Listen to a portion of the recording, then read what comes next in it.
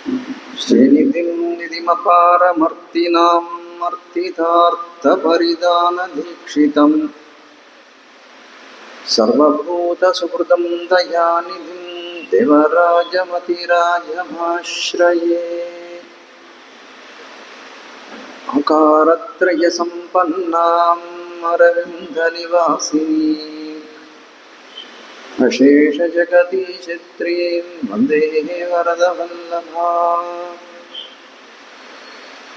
श्रीविष्णुचित्तकुलनन्दनकल्पवल्ली श्रीरङ्गराजहरिचन्दनयोगदृश्याम् साक्षात् क्षमाकरुणया कमलामिवान्याम् गोदामनन्यशरणौ शरणं प्रपद्ये। அஞ்சு குடிக்கொரு சந்ததியாய் ஆழ்வார்கள் தம் செயலை விஞ்சி நிற்கும் தன்மையளாய் இஞ்சாகை பழுத்தாளை ஆண்டாளை பத்தியுடன் நாடும் வழுத்தாய் மனமே மகிழ்ந்து ஸ்ரீவத்சவம் சாம்புதி பூர்ணச்சந்திரம் श्रीरङ्गनाथार्यतनूजरत्नम् तत्पादयुग्माम्बुजभृङ्गराजम् अण्णङ्गराचार्यमहं प्रपद्ये। ஆண்டாள் திருவடிகளே சரணம். ஆழ்வார் பெருமானார் ஜீயர் திருவடிகளே சரணம்.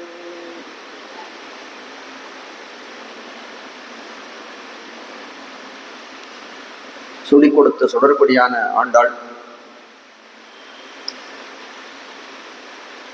எம்பெருமானை ஏறத்தாழ அடையக்கூடிய இடத்தை நெருங்கிவிட்டாள். நேற்றைய பாசுரத்திலே அங்கன் இரண்டும் கொண்டு எங்கள் மேல் நோக்குதியல், எங்கள் மேல் சாமம் இழிந்து என்று அங்கன்மாஞாலத்தாசுர பாசுரத்திலே உன்னுடைய திருக்கண் நோக்கம் நமக்கு தேவை அப்படின்னு தெரிவித்தாள். உடனே அவனும் நன்றாக கட்டாட்சித்தான் இவர்களை.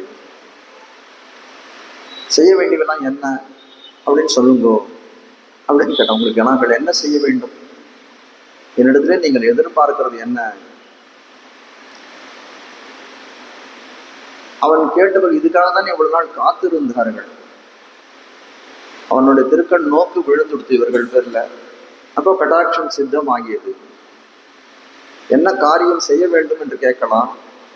கேட்கக்கூடிய காலத்திலே இன்ன காரியம் செய்ய வேண்டும் அப்படின்னு சொன்னா அங்கன்மா ஞாலத்தரசர் பாசுரத்தோடு திருப்பாவையை முடிச்சிருக்கலாம்.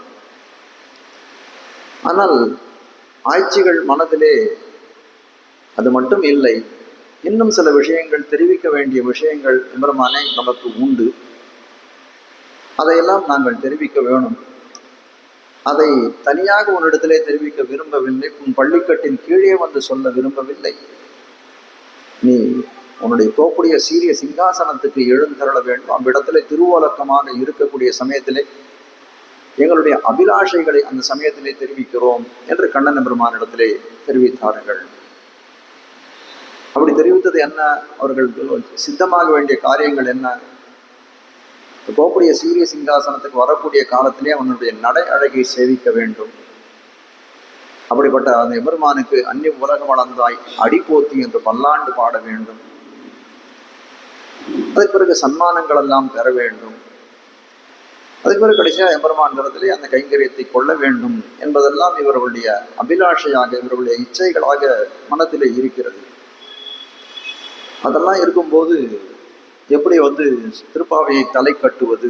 அதனால தலை கட்டாமல் மேலே மாரிமலை முழஞ்சில் என்று சொல்லி கண்ணன் பெருமானை அழைத்தார்கள் இல்லையா? இந்த கண்ணன் பெருமான் வரக்கூடிய ஸ்திதியை தெரிவிக்கக்கூடிய அதை அமைந்திருக்கக்கூடியது இந்த மாரிமலை முழஞ்சில் என்று சொல்லக்கூடிய பாசுரம்.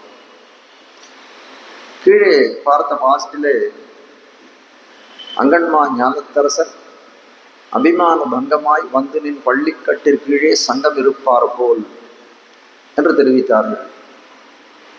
அது செருக்குடைய அரசர்கள் எல்லாம் தங்களுடைய அகங்காரம் கழிந்து உன்னுடைய தருவடி கீழே வந்து விழுந்தார்கள். அதே போல நாங்களும் வேறு கதியின்றி அனன்ய கதிகளாய் உன் திருவடிகளிலே வந்து விழுந்தோம். எங்களுக்கு வேறு கதி எதுவும் இல்லை, வேறு புகழற்றுதான் உன் திருவடியிலே வந்து விழுந்தோம் என்று தெரிவித்தவுடன் காருண்யனான கண்ணனுக்கு மனதிலே பெரிய கடிவிறக்கம் ஏற்பட்டது. அதை சொல்றான், நீங்கள் மிகவும் வருந்தி விடம் வந்திருக்கிறீர்கள். நியாயமா என்ன நடந்திருக்கணும் அப்படின்னா, உங்களுக்கு ஒரு கஷ்டம் அப்படின்னா நான் தான் உங்களுடைய இருப்பிடத்தை தேடி வந்திருக்க வேண்டும். அதுதான் என்னுடைய கடமை, அதுதான் என் சொரூபமும் கூட. ஆனால் என் சொரூபத்தை நீங்கள் நன்கு அறிந்தவர்கள். ஏன்னா நீங்கள் எல்லாம் என்னுடைய இருக்கக்கூடியவர்கள் இந்த ஆயர்சேரியிலே. அதனால என்னை தவிர உங்களை நன்கு அறிந்தவர்கள் யாரும் இருக்க முடியாது. என்னை நன்கு அறிந்தது உங்களுக்கு தவிர வேறு யாரும் இருக்க முடியாது. அதனால நான் என்னுடைய சொரூபம் உங்களுக்கு தெரியும்.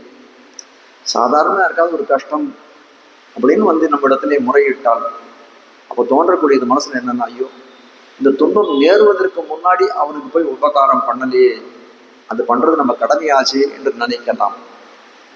அப்படின்னு நினைக்கக்கூடியவன் தான் நான்.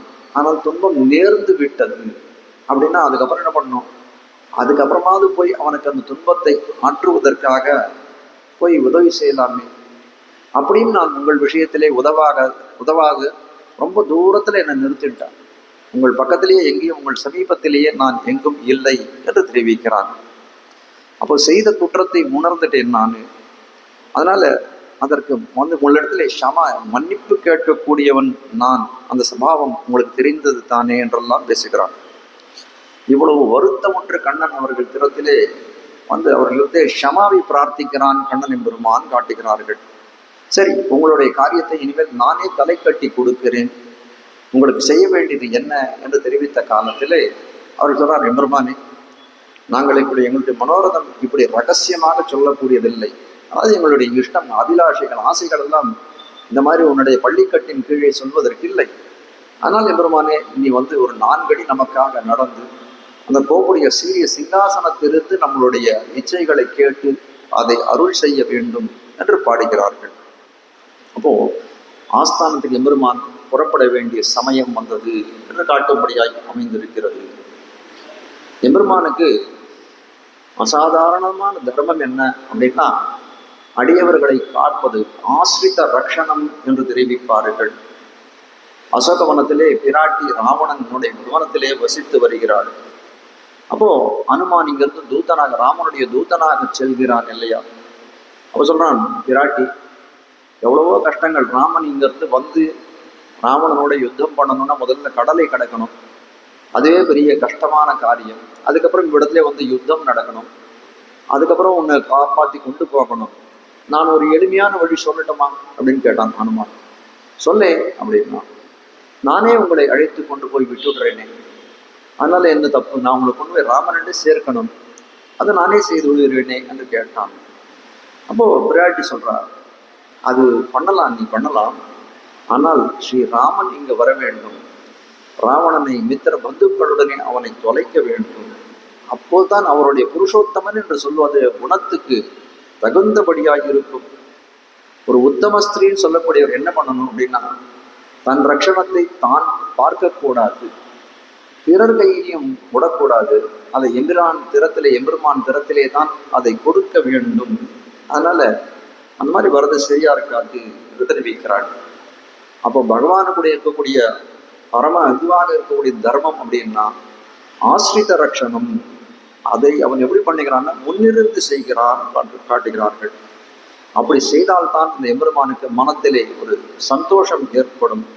எல்லா வீட்டில் எப்படி இருக்கும்னா அவனும் துக்கித்தவன் ஆகான் என்று காட்டுகிறார்கள்.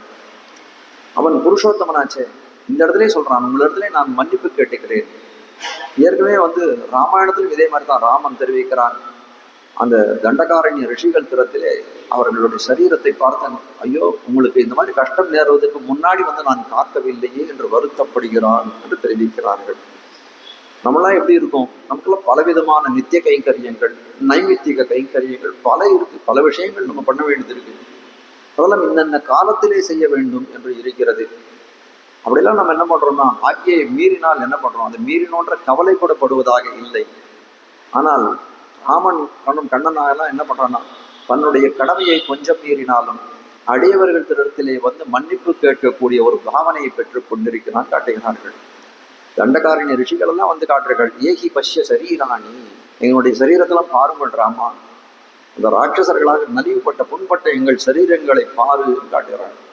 அதை பார்த்த உடனே ராமன் சொல்றான், ஐயோ நான் முன்னமே உங்களை காத்திருக்க வேண்டும், காத்தலையே, உங்களுக்கு சரீரத்துல எவ்வளவு புண்ணு இருக்கோ அதுபோல என் மனசு அதன் மேல் புண்பட்டதாக இருக்கிறது என்று ராமன் தெரிவிக்கிறான் என்று காட்டுகிறார்கள். கர்ப்பபூதாஸ் தபோதனாகா என்று சொல்லும்படியாய் தபஸ்யே தனமாக பெற்றிருக்கக்கூடியவர்கள் இந்த ரிஷிகள் என்று காட்டுகிறார்கள். அப்படிப்பட்டவர்கள் அவளை போய் நான் காப்பாத்தலையே தெரிவிக்கிறார்கள். ஆனால் இவர்களுக்கு இருக்கக்கூடிய சக்தியை கொண்டு இவர்களே இவர்களை காப்பாத்திக்கிறார் இந்த ரிஷிகள் எல்லாம். ஆனா என்ன பண்ணுகிறார், அதை நம்ம போய் நம்மளை நாமே காப்பாற்றி கொள்ள வேண்டும் அப்படின்னு போய் நின்றோமே ஆனால் அந்த எம்பெருமான் செய்யக்கூடிய ஆசிரித்த ரட்சணம், அடியார்களை காக்கக்கூடிய தன்மை, அதுல போய் நம்ம வந்து குறுக்க நிற்பதை போலே ஆகிவிடும். ஆனால் அதை அழிக்க வேண்டும் என்று விரும்பாமல் இருந்தார்கள் இந்த ரிஷிகள் என்று காட்டுகிறார்கள். அதே போல விபீஷணன் விஷயத்திலையும் பாருங்க, விபீஷணன் வந்த உடனே அவன் அங்கீகாரம் பண்ணானா ராமன் அப்படின்னு கேட்டா உடனே பண்ண முடியல. அந்த வானர முதலிகள் எல்லாம் பலவிதமான ஆட்சேபங்கள், சமாதானங்கள், பலவிதமான அங்கு விசாரங்கள் ஓடினதுக்கு பிறகுதான் விபீஷணனை அங்கீகாரம் செய்தான். அதுக்கே ராமன் ரொம்ப व्यसனப்படுகிறான். விபீஷன் தரத்துல போய் நிறைய ஆறுதல் வார்த்தைகள்லாம் சொல்றான், விபீஷணா நீ ஒன்றும் தப்பா நினைச்சிக்காது, கொஞ்சம் மனசை சாந்தியா வச்சுக்கோ, என்ன பண்றது இது மாதிரிதான் நடக்கும் இந்த இடத்துல என்று தெரிவிக்கிறான். அது மட்டும் இல்லை, அந்த சமயத்தில் ஒரு கதை வேற சொல்லுகிறான் விபீஷணன். ஒரு கபோதம்னு சொல்லக்கூடிய ஒரு புறாவின் கதையை தெரிவிக்கிறான் என்று தெரிவிக்கிறார்கள். ஒரு ஜோடி புறா அது காட்டுல இருந்து கொண்டிருக்கிறது. அதுல அந்த பெண் புறாவை என்ன பண்றான், ஒரு வேடனானவன் அடித்து விடுகிறான். அது கீழே விழுந்து விடுகிறது. அதை பிடிச்சி அந்த கூண்டில் போட்டு எடுத்துட்டு போயிடுறான். ஆண் புறா ரொம்ப தவிக்கிறது, பெண் புறாவை விட்டு தவித்து கொண்டிருக்கக்கூடியதான் அந்த பெண் புறா. அப்ப சொல்றான், அப்போ வந்து சரின்னு சொல்லிட்டு அதனுடைய கூட்டுக்கு பொழுது சாய்ஞ்சு போயிடுத்து. அந்த ஆண் புறாவானது தன்னுடைய கூட்டுக்கு சென்று விடுகிறது. அந்த வேடனானவன் எங்கெங்கயோ காட்டுல எங்கெங்கயோ சுத்தி வழி தெரியாத கடைசியில இந்த ஆண் புறா எந்த இடத்துல இருக்கோ அந்த மரத்தின் கீழே வந்து நிற்கிறான்.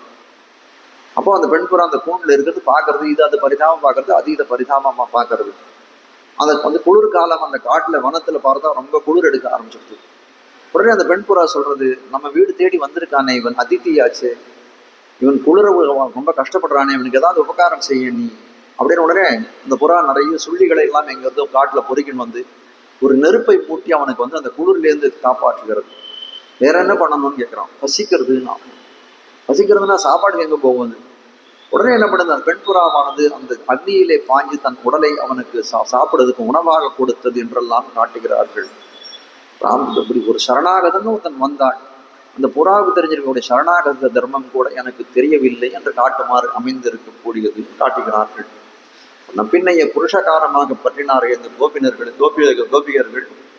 அப்படிப்பட்டவர்கள் நாம் காரியம் செய்வதற்கு பின்வாங்கினோம், பிற்பாடனானோம் என்று எம்பெருமான் நினைக்கிறான் என்று காட்டுகிறார்கள்.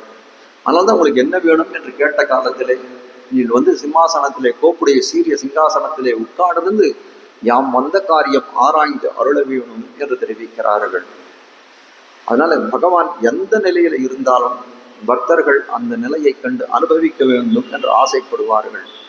சமயா போதிதகா ஸ்ரீமான் சுகசுப்தகா பரந்தபகா என்று தெரிவிக்கிறார்கள். ராமனுடைய தூங்கக்கூடிய படுத்துக் கொண்டிருக்கக்கூடிய அழகு எப்படி இருக்குன்னு கேட்டா கொடை அழகை அதை அனுபவித்திருக்கிறார்கள்.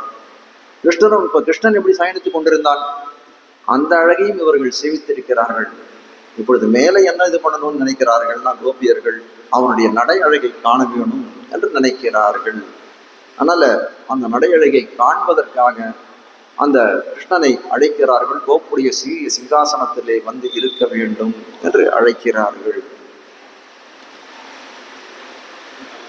மாரிமலை முழஞ்சில் மன்னி கிடந்துறங்கும் சிறிய சிங்கம் அறிவுத்து தீ விழித்து வேரி மயிர் பொங்கைய பாடும் பேருந்து தறி மூறி நிமிர்ந்து முழங்கி புறப்பட்டு சோதருமா போலே நீ போய் பூவண்ணா உன் கோயில் நின்று இங்கனே போந்தருளி கோப்புடைய சீரிய சிங்காசனத்திருந்து யாம் வந்த காரியமாராய்ந்தருளேலோரெம்பாவாய்.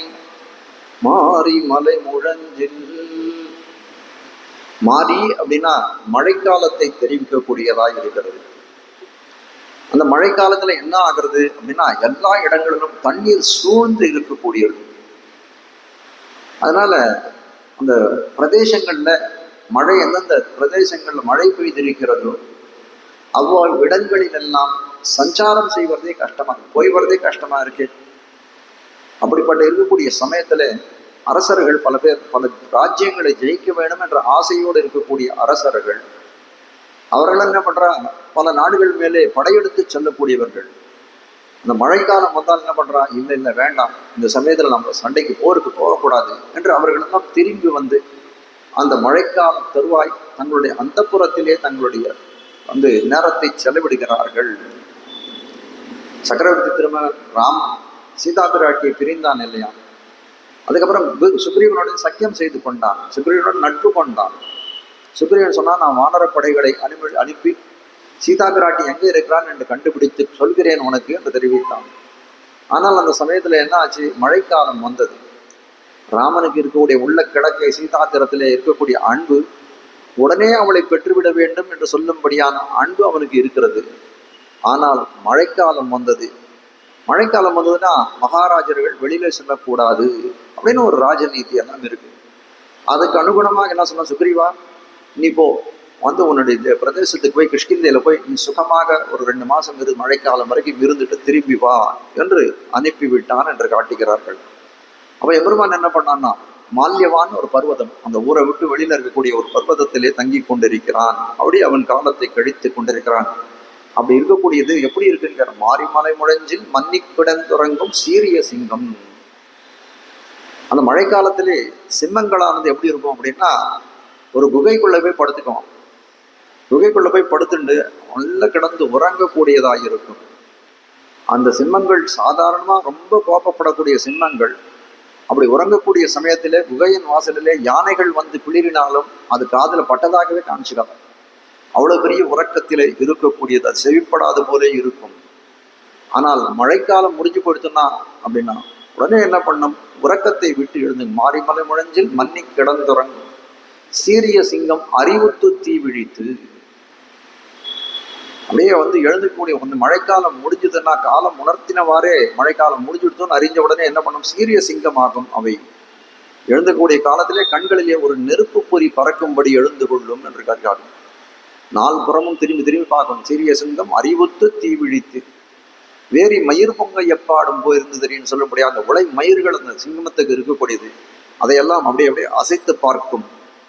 அந்த உறங்கக்கூடிய சமயத்துல எல்லாத்தையும் இந்த அவயவங்கள்லாம் சுருக்கி கொண்டு படுத்துட்டு இருக்கா.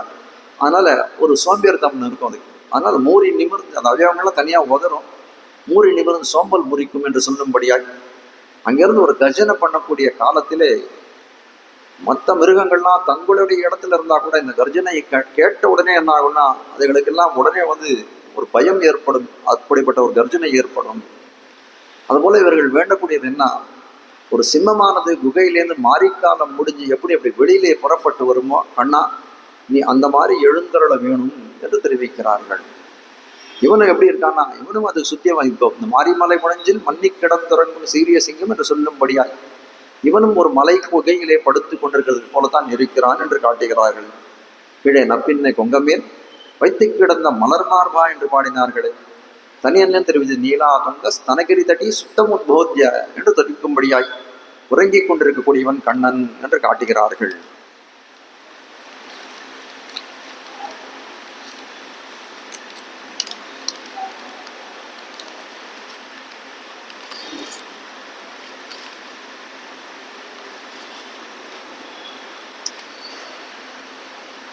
சீரிய சிங்கம்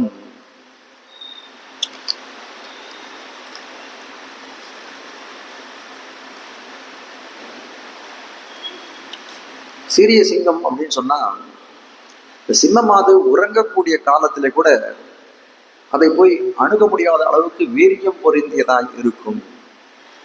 சுகசுப்தகா பரந்தபகா என்று தெரிவிப்பார்கள் ராமனுடைய உறக்கத்தை. எப்படி இருக்கும் அப்படின்னா, சுகமாக தூங்கக்கூடியவனா இருக்கான்.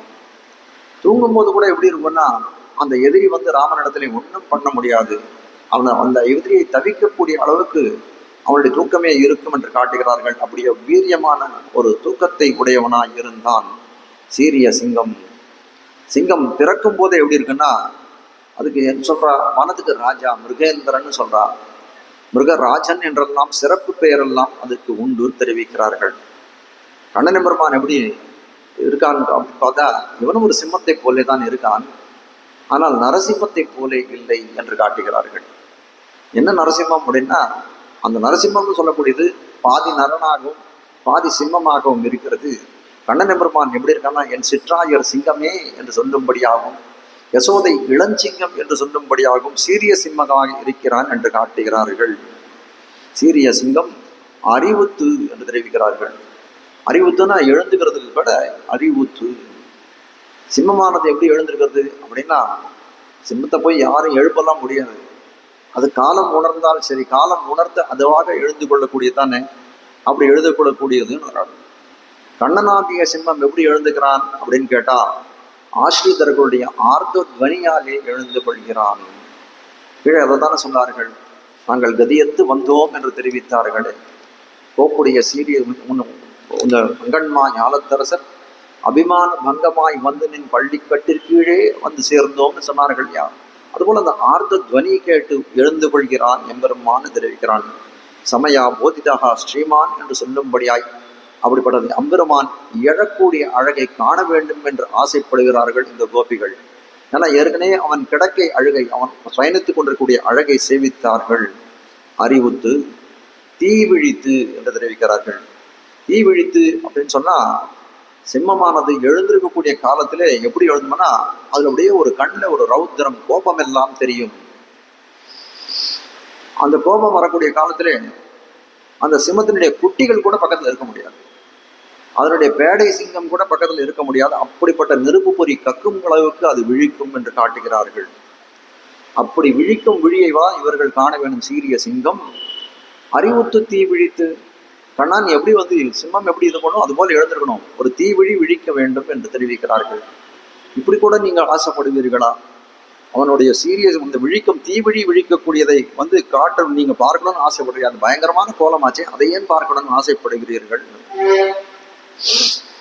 கடிகள் பூம்பொழில் காமறு பொய்கை வைகு தாமரை வாங்கிய வேணும் முடியும் வண்ணம் ஓர் முழுவலி முதலை பத்த மத்தது நின் சரண் நினைப்ப கொடியவாய் விலங்கு ஒன்றுளதொன்று கண்டு கொடிய சீற்றம் ஒன்றுண்டு தெரிவிக்கிறார்கள். அதாவது கஜேந்திரன் எம்பெருமானுக்காக தாமரையை பறிக்கணும்னு சொல்லிட்டு ஒரு தடாகத்திலே இறங்குறான் இல்லையா. அப்போ அது அந்த முலையில பிடிச்சு கொள்றது. பல காலம் வந்து 2 பேருக்கும் பெரிய சண்டை நடக்கிறது, முதலைக்கும் வந்து கஜத்துக்கும். கடைசியில எம்பெருமான் என்ன பண்றான், எம்பெருமான் நாராயணவோ மணிவண்ணா நாகனையாய் வாராய் என் ஆரிடரை நீக்காய் என்று அழைத்த காலத்திலே அங்கிருந்து எம்பெருமான் ஓடி வருகிறான். அரை கொலை தலை கொலையை ஓடி விடுகிறான் எம்பெருமான் என்று காட்டும்படியாக இருக்கக்கூடிய இந்த கோலம். அப்போ சொல்றார், கொன்ற சீற்றம் ஒன்றுண்டு உளதென்று அறிந்து உன் அடியனேனும் வந்த அந்நியனே அடைந்தேன் அணிபொழில் திருவரங்கத்தம்மானேன்னு பாடுகிறார் திருமங்கை ஆழ்வார். காட்ட வந்த விஷயம் என்ன அப்படின்னா, கொண்ட சீற்றம் உண்டு. தீ விழித்துன்னா கோபம் தானே. கொண்ட சீற்றம் என்னன்னா, தனக்கா சுயமா அந்த எம்பெருமானுக்கு கோபமே கிடையாது யார் திறத்திலும். சமூகம் சர்வபூதேஷு என்று சொல்லும்படியாய் எல்லாத்திரத்திலும் எல்லாத்திலும் ஒரு சமமாக பார்க்கக்கூடியவனாய் இருப்பவன் அந்த எம்பெருமான். அப்படிப்பட்டவன் என்ன நினைக்கிறான், ஒரு கொண்ட சீற்றம் தன்னுடைய அடியவனாக கஜேந்திரனிடத்திலே துன்பப்படுகிறான் என்பதை நினைத்தான்.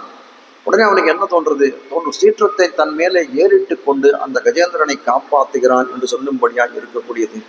அப்ப இவர்கள் பார்க்க விரும்பியது என்ன அப்படின்னு கேட்டா, எம்பெருமான் ஆசிரியனை ரட்சணம் செய்யக்கூடிய காலத்திலே கொண்ட சீற்றமாய் இருக்கக்கூடியது என்ன, அதை பார்க்க வேண்டும் என்று விரும்புகிறார்கள் என்று காட்டுகிறார்.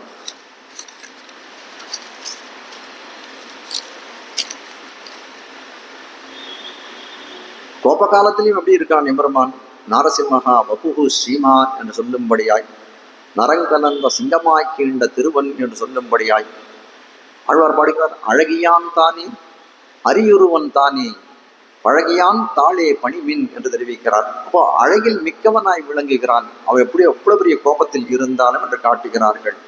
ஆனால் இந்த கோபிகைகள்லாம் எப்படிப்பட்டவர்கள், அனன்ய பிரயோஜனர்கள், எதையுமே எதிர்பார்க்கிறது கிடையாது. எம்பெருமானிய உன்னையே அறுத்தித்து வந்தோம் என்று சொல்லும்படியால் எம்பெருமானியை எதிர்பார்க்கக்கூடியவர்கள் இந்த கோபிகள் இல்லையா?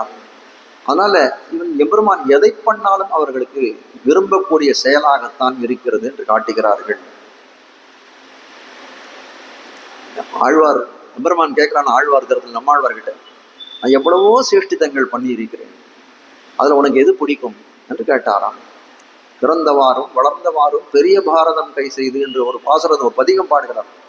அது பாடக்கூடிய சமயத்திலே 6 மாதம் மோகித்து போய் விழுகிறார். அதுல ஒரு பாசுரம் பாடும், மதுவை வார்த்தையுள் ஏறு பாய்ந்ததும் மாய மாவினை வாய் பிளந்ததும் மதுவை வார் குழலார் குறவை பிணைந்த குழகும் அதிவிதுவுது என்னலாகன என்னையுன் செய்க நைவிக்கும் முதுவைய முதல்வா உன்னை எங்கு தலை பெய்வனே அது இது முதுவென என்னலாகென என்னை உன் செய்க நைவிக்கும். எந்த செயல் செய்தாலும் எனக்கு பிடிக்கும் கண்ணா, ஆனால் நீ எதை வேணாலும் செய்ய, உன்னுடைய சேஷ்டிதங்கள் சின்ன சேஷ்டிதங்களா இருந்தாலும் இருக்கட்டும், பெரிய சேஷ்டிதங்களா இருக்கட்டும், அது எதுவா இருந்தாலும் அது நீ செய்த செயல் அன்றோ என்று தாரிட்டார். அதே போல இவர்கள் ஏன் கோபத்தை பார்க்கிறார்கள்? அந்த கோபமான சன்னிவேசத்தை பார்க்காதவுடன அது இது உது என்னலாகென என்னை உன் செய்க நைவிக்கும் என்று சொல்லும்படியாய் அந்த எம்பெருமான் என்ன நிலைமையில் இருந்தாலும் என்ன சன்னிவேசத்தில் இருந்தாலும் அதை நினைத்து இவர்கள் சந்தோஷப்படக்கூடியவர்களாய் இருக்கிறார்கள் என்று காட்டுகிறார்கள். அதனால இவனுக்கு கோபமா இருக்கக்கூடிய சன்னிவேசம் கூட இவர்களுக்கு உத்தேசம் தேவையான விஷயமாகத்தான் அவ்விடத்திலே காட்டப்படுகிறது. இவையா பிளவா திறந்தெறிகான இவையா எரிவட்ட கண்கள் இவையா எரிபொங்கி காட்டும் இமையோர் பெருமான் அறிபொங்கி காட்டும் அழகு இவையா பிளவா. அந்த நரசிம்மனுடைய ரூபத்தை அப்படியே அனுபவிக்கிறார், நினைத்து நினைத்து ஆனந்தப்படுகிறார் திருவள்ளுவர் சேர்க்கிறார் என்று காட்டுகிறார்கள். இந்த சமயத்தில் சிம்மமா இருக்கக்கூடிய அழகினன் சீரிய சிங்கம் அறிவுத்து தீ விழித்து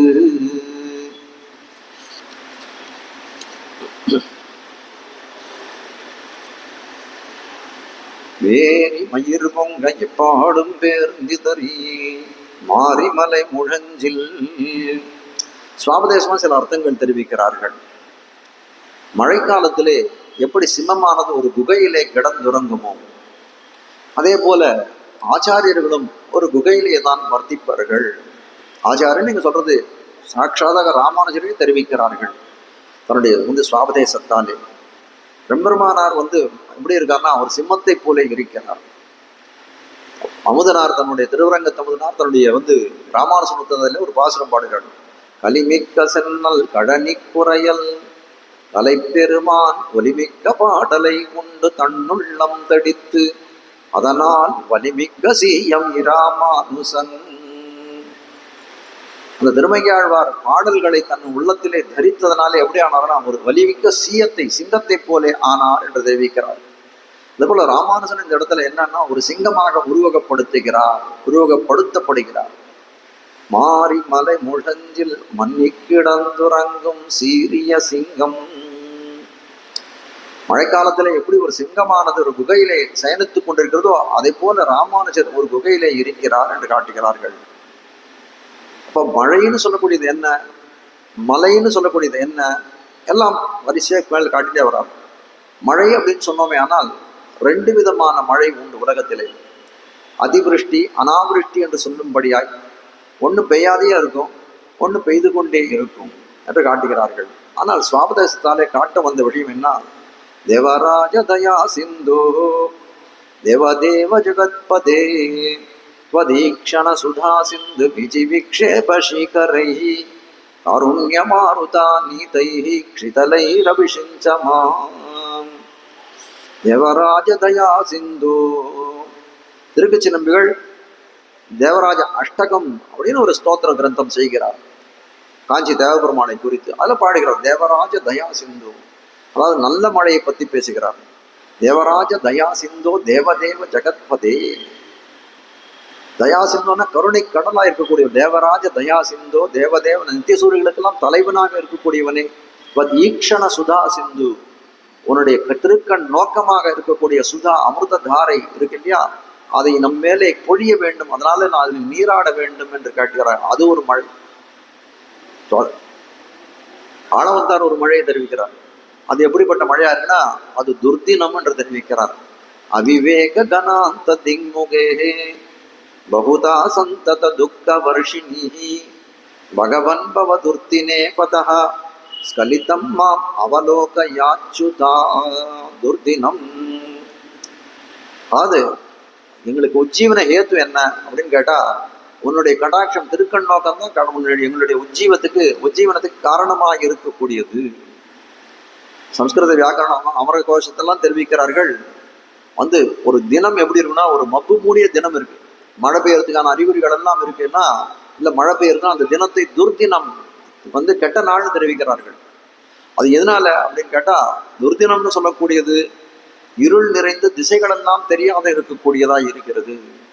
அப்போ இது எதை போல இருக்கிறதுன்னா, சம்சாரம் ஆகிற இருட்டு, இருள் தர்மா ஞானம்னு சொல்லக்கூடியது. அப்படிப்பட்ட அந்த சம்சாரம் அதுல அஜ்ஞானம் என்று சொல்லக்கூடிய மேகத்திரளாலே மூடப்பட்டிருக்கிறது. அப்போ என்ன ஆகும் அப்படின்னா, எது நல்ல மார்க்கம் எது தீய மார்க்கம் என்பது நமக்கு தெரியவில்லையே. அப்போ துர்தினம் என்று சொல்லும்படியாய் இடைவிடாத ஜலங்கள் பொழிது ஜலதாரையிலே வருஷத்தை உடைத்த இருக்கக்கூடியதான் துர்தினம் என்று தெரிவிக்கிறார்கள்.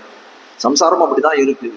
நன்னாதாரம் உருவலிப்ப நல்லுத்தார் கரைந்தேங்க எண்ணாரா துயர் விளைக்கும் இவை என்ன உலகியற்கை. எண்ணாரா துயர் விளைக்கும் இவை என்ன, துயரையுமே விளைக்கக்கூடியதா இருக்கக்கூடியது இந்த சம்சாரம். அப்படிப்பட்ட துர்ஜமான சம்சாரத்தாலே பீடிக்கப்பட்ட அடியனை கடாட்சிக்க வேண்டும், நல்ல மழையா பொழிய வேண்டும் என்று கேட்டுகிறார் ஆளவந்தார் காட்டுகிறார்கள். இப்போ அவிவேகம் என்று சொல்லக்கூடிய ஒரு அஜ்ஞானத்தாலே மூடப்பட்டது, வழி திகைத்து எந்த வழியில் நல்ல மார்க்கத்திலே போறதுக்கு வழி தெரியாத துன்பத்தை இது வரக்கூடியதா இருக்குது. அதனால மழை நாளுக்கும் துர்தினம் என்று காட்டுகிறார்கள். மாரிமலை முழஞ்சில் மண்ணை கிடந்துறங்கும் சீரிய சிங்கம் அறிவுத்துத்தி விழித்து மலை முழஞ்சில். மழைனா என்ன, மலைனா என்ன அப்படின்னு காட்டுகிறார்கள். மலைன்னு சொல்லக்கூடியது சுவாபதேசத்தாலே ஒரு வேதம் என்று தெரிவிக்கிறார்கள். அதாவது காட்டகம்னு ஒரு பகுதி வேதத்திலே, அந்த காட்டகத்திலே பரத்வாஜ உபாக்கியானம் அப்படின்னு ஒண்ணு உண்டு. அதுல என்ன பண்றோம்னா, பரத்வாஜர்னு ஒரு ரிஷியானவர் ஒரு 100 வயசு காலம் இருக்கார். 100 வயசு பரியந்தமும் அவர் என்ன பண்றார், வேதத்தையே அத்தியனம் பண்ணி கொண்டிருக்கிறார். அவருடைய அந்திம தசை நெருங்கி போயிடுச்சு. அப்போ இந்திரன் அவர் இடத்துல உமக்கு என்ன வேணும்னு கேட்கணும், ஏதாவது தேவையா, உனக்கு ஏதாவது அபேட்சையான்னு கேட்கக்கூடிய காலத்திலே அந்த பரத்வாஜ் சொல்றார், எனக்கு இன்னொரு 100 வயசு ஆயுசு கொடுத்தா நான் அத்தியனம் பண்ணுவேன், வேத அத்தியனம் பண்ணுவேன், இன்னும் கொஞ்சம் கற்றுக்க வேண்டியது பாக்கி இருக்குன்னு. சரி கொடுத்தேன் என்று விட்டான். அடுத்த 100 வயசையும் வாங்கிட்டார். 200 வருஷம் முடியக்கூடிய சமயத்திலே திரும்பவும் கேட்கிறார், ஒரு 100 வருஷம் எனக்கு கொடுங்களேன் அப்படின்னு கேட்ட காலத்திலே சரி கொடுத்தேன். 300 வருஷமும் முடிய போறது. அந்த சமயத்தை கடைசியில் திரும்பி இந்திரன் வருகிறான். எனக்கு இன்னொரு 100 வருஷம் கொடுத்தா, இல்லை ஒரு நிமிஷம் இருங்கோ அப்படின்னு சொல்லி அவருக்கு என்ன பண்றான், அவர் கண்ணுக்கு மட்டும் தோன்றும்படியாக 3 மலைகளை அந்த இடத்துல ஏற்படுத்தி அவர்கிட்ட காட்டுறான். இந்த 3 மலைகள் இருக்கு பார்த்தீங்கன்னா, இந்த 3 மலைகளும் 3 வேதங்களுக்கு சமமானது. அதுலேருந்து ஒரு 100 பிடி மண் ஒரு மலையில எடுத்தான். இது வரைக்கும் நீர் அத்தியனம் பண்ண வேதம் இல்லையா, இது ஒரு கைப்பிடி தான். இந்த 3 கைப்பிடி மணல் அளவுக்கு தான் நீர் அத்தியனம் பண்ணிருக்கிறது. இன்னும் அத்தியனம் பண்ண வேண்டிய வேதம் அந்த மலைக்கு சமானமாக இருக்கிறது. கற்றது கைமண் அளவு, கல்லாதது உலகளவுன்னு சொல்லும்படியா இருக்கும் இல்லையா. இந்த 3 மலை அளவாக இருக்கக்கூடியதா இருக்குது காட்டுகிறார். இப்போ காட்ட வந்த விஷயம் என்ன அப்படின்னா, மலைன்னு சொல்லும்படியாய் அந்த வேதமே ஒரு மலையாக இருக்கிறது அப்படின்னா அதுல எவ்வளவு விஷயம் இருக்கிறது என்றது அறிந்து கொள்ள வேண்டும். மலை முழஞ்சில் என்று காட்டுகிறார்கள். அப்போ மலை முழஞ்சுன்னு சொல்லக்கூடியது என்ன அப்படின்னா, மகாபாரதத்துல யக்ஷ பிரஷ்னம் அப்படின்னு ஒரு கட்டம் உண்டு. அதாவது பாண்டவர்கள் எல்லாம் அஜ்ஞாதவாசம் செய்யக்கூடிய காலத்திலே ஒரு நாள் திரௌபதிக்கு தாகம் எடுக்கிறது, தீர்த்தம் வேணும்ன்றான். ஒருத்தரா முதல்ல பக்கத்துல ஏதாவது நீர்நிலை இருக்கான்னு தேடிட்டு போறான். அர்ஜுனன் போறான், அந்த இடத்துல ஒரு நீர்நிலை இருக்கு, தண்ணி எடுக்க போறான். அப்படி எடுக்க போகக்கூடிய காலத்திலேயே அங்க ஒரு யக்ஷன் அந்த தடாகத்தை காவல் காத்து கொண்டிருக்கிறான். அவன் சொல்றான், இந்த தடாகத்துல ஜலம் எடுக்கணும்னா நான் கேட்கிற கேள்விக்கு பதில் சொல்லிட்டு தான் நீ தடாகத்துல ஜலம் எடுக்கணும்னு சொல்றான். அவன் பேச்சை உதாசீனப்படுத்திட்டு போறான். உடனே அவன் அந்த இடத்துல மாண்டு போறான். அதே மாதிரி நகுலன் போறான், சகாதேவன் போறான், பீமன் போறான், எல்லாரும் மாண்டு போனார்கள் அந்த தடாகத்து பக்கத்திலேயே. கடைசியில் என்னாச்சு, இவ்வளவு நாள் போனவர்கள் வரவே இல்லையே அப்படின்னு நினைச்சிட்டு தர்மபுத்திரன் என்ன பண்றான், அவனும் போகிறான்.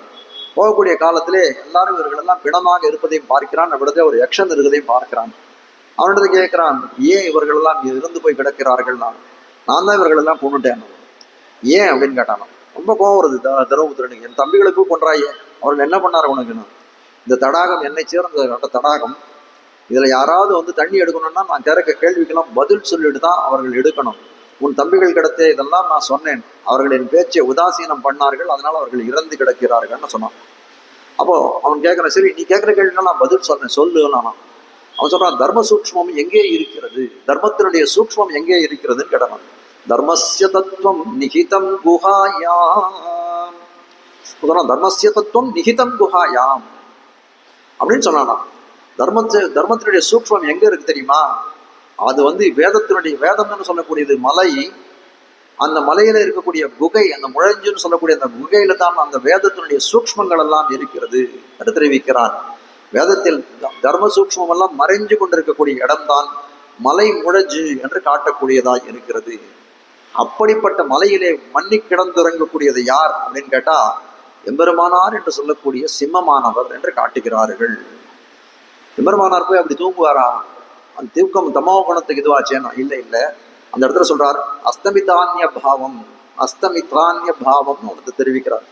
அது என்ன அப்படின்னா, அஸ்தமிதான்ய பாவம் அப்படின்னா, ஒரு விஷயத்திலே நம்ம கால் தாழ்ந்து ஒரு விஷயத்தை நம்ம நோக்கி கொண்டிருக்கிறோம், ஒரு காரியத்தை செய்து கொண்டிருக்கிறோம்னு வைக்கணும்னு வச்சுக்கோமே, அந்த காரியத்தை செய்யக்கூடிய காலத்துல வேற எதையுமே கணிச்சிக்கிறது இல்லை. சொல்றோம்ல, ஒருத்தர் கருமமே கண்ணாயினார் அப்படின்னு சொல்றாங்க. அது போல கருமமே கண்ணாக இருக்கக்கூடியவர்கள் என்ன பண்ணுவாங்க, அந்த காரியத்தையே பார்த்து கொண்டிருப்பார்கள், அந்த நெஞ்சையெல்லாம் அதிலே பொருத்தி வைப்பார்கள் என்று தெரிவிக்கிறார்கள். அதுபோல ஏற்கனவே சொன்னோம், தர்ம சூக்ஷ்மங்கள்லாம் குகையில இருக்கிறது என்று சொல்லும்படியாய் வேதமாகிய இதுல இருக்கக்கூடிய குகையாக இருக்கக்கூடியதுல அந்த தர்ம சூக்ஷ்மங்கள் எல்லாம் மறைந்து கொண்டிருக்கிறது. அப்போ அவர்களுக்கெல்லாம் என்ன ஏற்படும்னா, அந்த தர்ம சூக்மத்தை அறிந்து கொள்ளக்கூடியவர்கள் ஒரு ஆனந்தம் ஏற்படும். எப்படிப்பட்ட ஆனந்தம் அதுன்னா, ஒரு தூங்கினவன் காலத்தால் எழுந்த உடனே கேட்டா நீ எப்படி தூங்கினான், நான் சுகமாக தூங்கினேன்னு சொல்றான் பாருங்க. அது போல இந்த காரியத்தில் ஈடுபட்ட இருக்கக்கூடியவர்கள் தர்ம சூக்மத்தை தேடி எடுக்கக்கூடியவராக இருக்கிறார் வந்து ராமானுஜன் சொல்லக்கூடியவர். அதனால அவருடைய கிரந்தங்கள்லாம் பாருங்க, எல்லாம் ஸ்ரீபாஷ்யம், வேதாந்த தீபம், வேதார்த்த சங்கிரகம், வேதாந்த சாரம் என்று சொல்லும்படியாய் வேதத்தினுடைய வந்து விஷயங்களை தெரிவிக்கக்கூடிய கிரந்தங்களாக இருக்கக்கூடியது. அப்போ அவர் எவ்வளவு வேதத்துக்காக பிரயாசப்பட்டிருப்பார், எவ்வளவு தர்ம சூக்மத்தை அறிந்து கொள்ள பிரயாசப்பட்டிருப்பார், எவ்வளவு தர்ம சூக்மங்களை அறிந்திருப்பார், அதை கொண்டு எவ்வளவு கிரந்தங்களை எழுதியிருப்பார்னு பார்த்தா ரொம்ப பெருசாகத்தானே எழுத தோன்றுகிறதுன்னு காட்டுகிறார்கள். அப்போ காட்ட வந்த விஷயம் என்னன்னா, மண்ணி கிடந்துறங்கும்னா சாதாரணமான தூக்கம் இல்லை. ராமானுஜரை பொறுத்த வரைக்கும் அது எப்படின்னா, அந்த காரியத்திலே அவர் ஈடுபட்டிருந்த செயலிலே அப்படியே நோக்கி கொண்டிருந்தார், ஆழங்கால் பட்டு இருந்தார் தான் காட்ட வந்த விஷயம் இவ்விடத்திலே. மாறி மலை முழஞ்சில் மண்ணை கிடந்துறங்கும் சீரிய சிங்கம் அறிவுத்து தெரிவிக்கிறார்.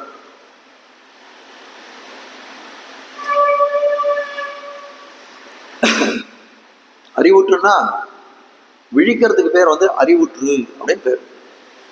அப்போ அறிவில்லாத வஸ்து எப்படி இருக்குன்னா, ஒரு தூங்கக்கூடிய காலத்திலே ஒரு சிம்மமானது எப்படி இருக்குன்னா, அடியோடு அறிவில்லைன்னா எப்படி இருக்கும், ஒண்ணுமே பிரஜையே இல்லை. ஒரு தூக்கக்கூடிய காலத்துல நமக்கு என்ன நடக்கிறது நமக்கு ஏதாவது தெரியறதானா, ஒண்ணுமே தெரியுது. அதே போலதான் இருக்கும், அறிவே அற்றதை போலே வந்து தூங்கி கொண்டிருப்பார்கள். அது மாதிரி சிங்கமும் எப்படி இருக்கான், தன் பேடையோடு அறிவிழந்து தூங்கி கொண்டிருக்கக்கூடிய காலமாய் இருக்கும்.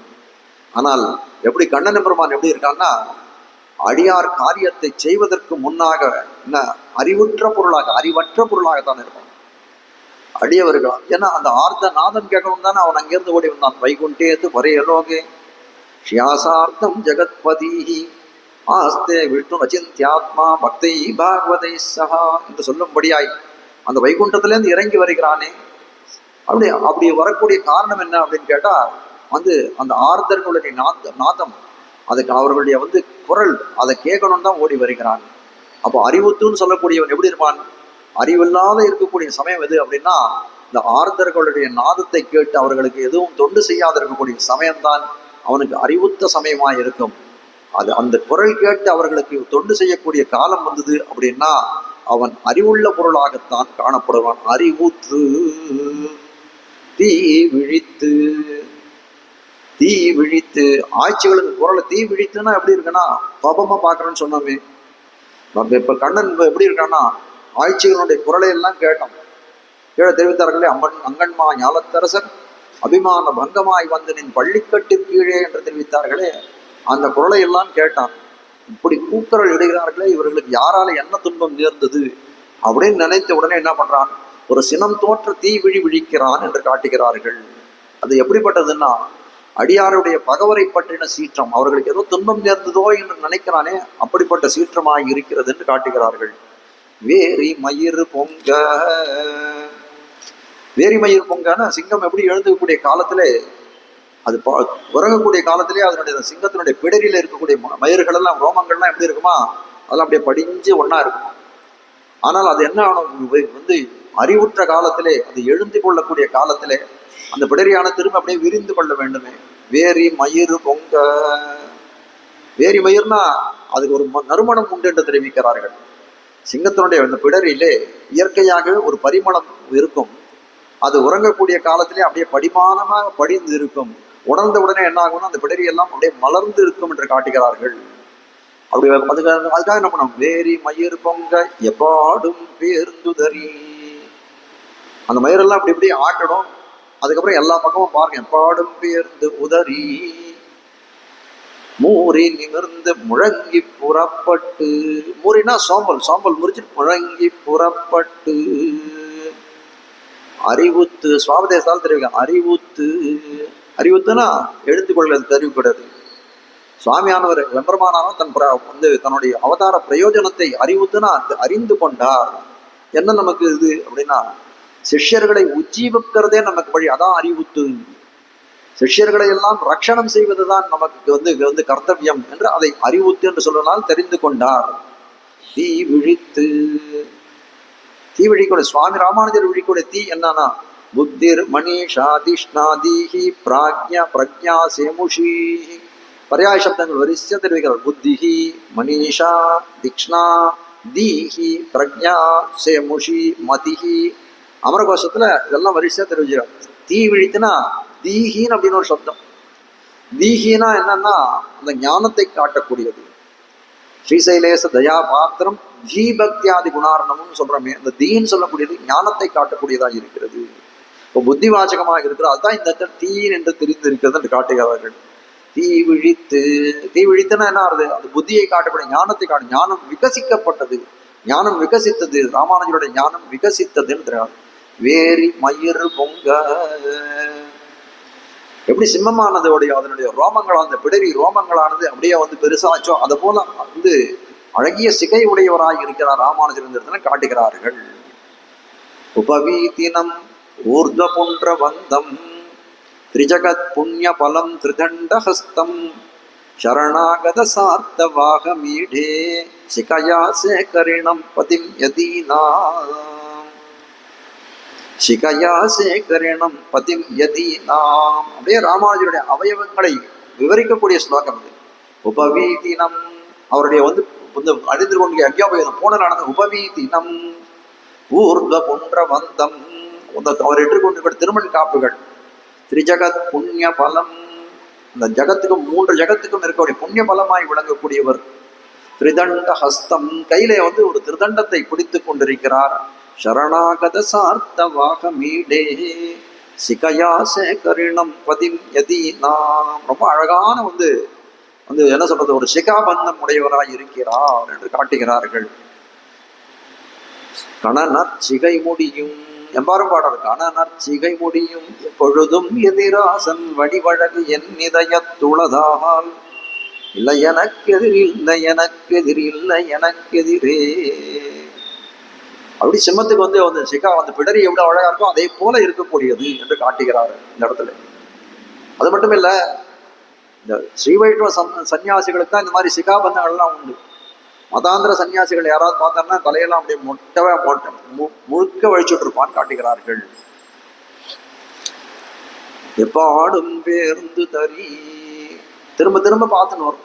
இந்த பக்கம் பார்க்கும், அந்த பக்கம் பார்க்கும், அந்த பக்கம் பார்க்கும், இந்த பக்கம் பார்க்கும். எல்லாம் பார்த்துட்டு தான் வந்து வெளியில வரும் சிம்மமானது. அதே போல எப்படி பண்றார், ராமானுஜர் எப்படி பண்றார்? எப்பாடும் பேர்ந்து தரி ஸ்ரீரங்கம் கரிசைல மஞ்சனகிரின் தார்க்ஷாத்ரி சிம்மாச்சலௌ ஸ்ரீகூர்மம் புருஷோத்தமஞ்ச பதரீ நாராயணம் நைமிஷம் ஸ்ரீமத்வாரவதி பிரயாக மதுரா அயோத்தியா கயா புஷ்கரம் ஷாலகிராமகிரிம் நிஷேக்ய ரமதே ராமானுஜோயம் முனி. எப்பாடும் பேருந்து தெரியும், எல்லா இடத்துக்கும் போயிட்டு வந்தார் சுவாமி. ஒரு இடம் முட்டாரான்னா தென்னாடும் வடநாடும் ஒரு இடம் பாக்கி இல்லை. அப்படிப்பட்ட திவ்யதேச யாத்திரைகளை எல்லாம் மேற்கொண்டார். உதறி, உதறினா அப்படியே உதறக்கூடியதாக இருக்கிறது. எப்பாடும் பேர்ந்து உதறி சாருவாக மத நீர் செய்து சமண கொடிக்கணல் கொளுத்தியே சாக்கியத்தை சாக்கிய கடலை வத்து வித்து வெகு சாங்கிய கிரி முறித்திட மாறு செய்திட கணாதவாதியர் வாய் தகர்த்து அறமிகு மேல் வந்த பாசுபதர் சிந்தியோடும் வகை அது செய்த எதிராசனார் உருமா குரு மதத்தொடோங்கிய குமாரிலன் மதம் அவத்தின் மேல் கொடிய தர்க்கசரம் விட்ட பெண் குறுகி மாயவாதியரை வெண்ணிட மிரிவாதில் வரு பார்க்கரன் மத விலக்கடி கொடி எரிந்து போய் மிகையாதவ மதத்தை மாய்த்த பெரு வீரர் நாளும் மிக வாழியே.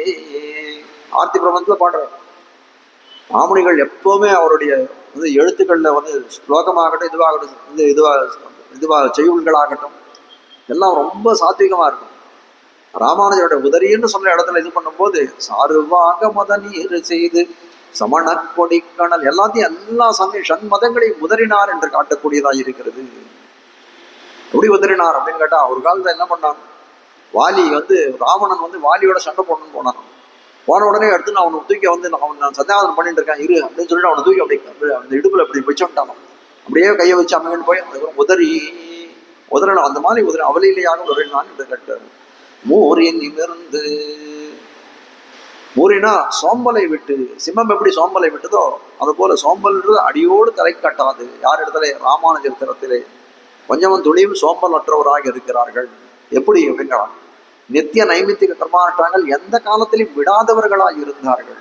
ஒரு ஆச்சாரியன்னு எப்படி இருக்கும், ஞானம் அனுஷ்டானம் இவை நன்னாகவே உடையனான குருவை அடைந்த கால் மாநிலத்தீர் தேனார் கமல திருமாமகள் கொழுநன் தானே வைகுந்தம் தரும்.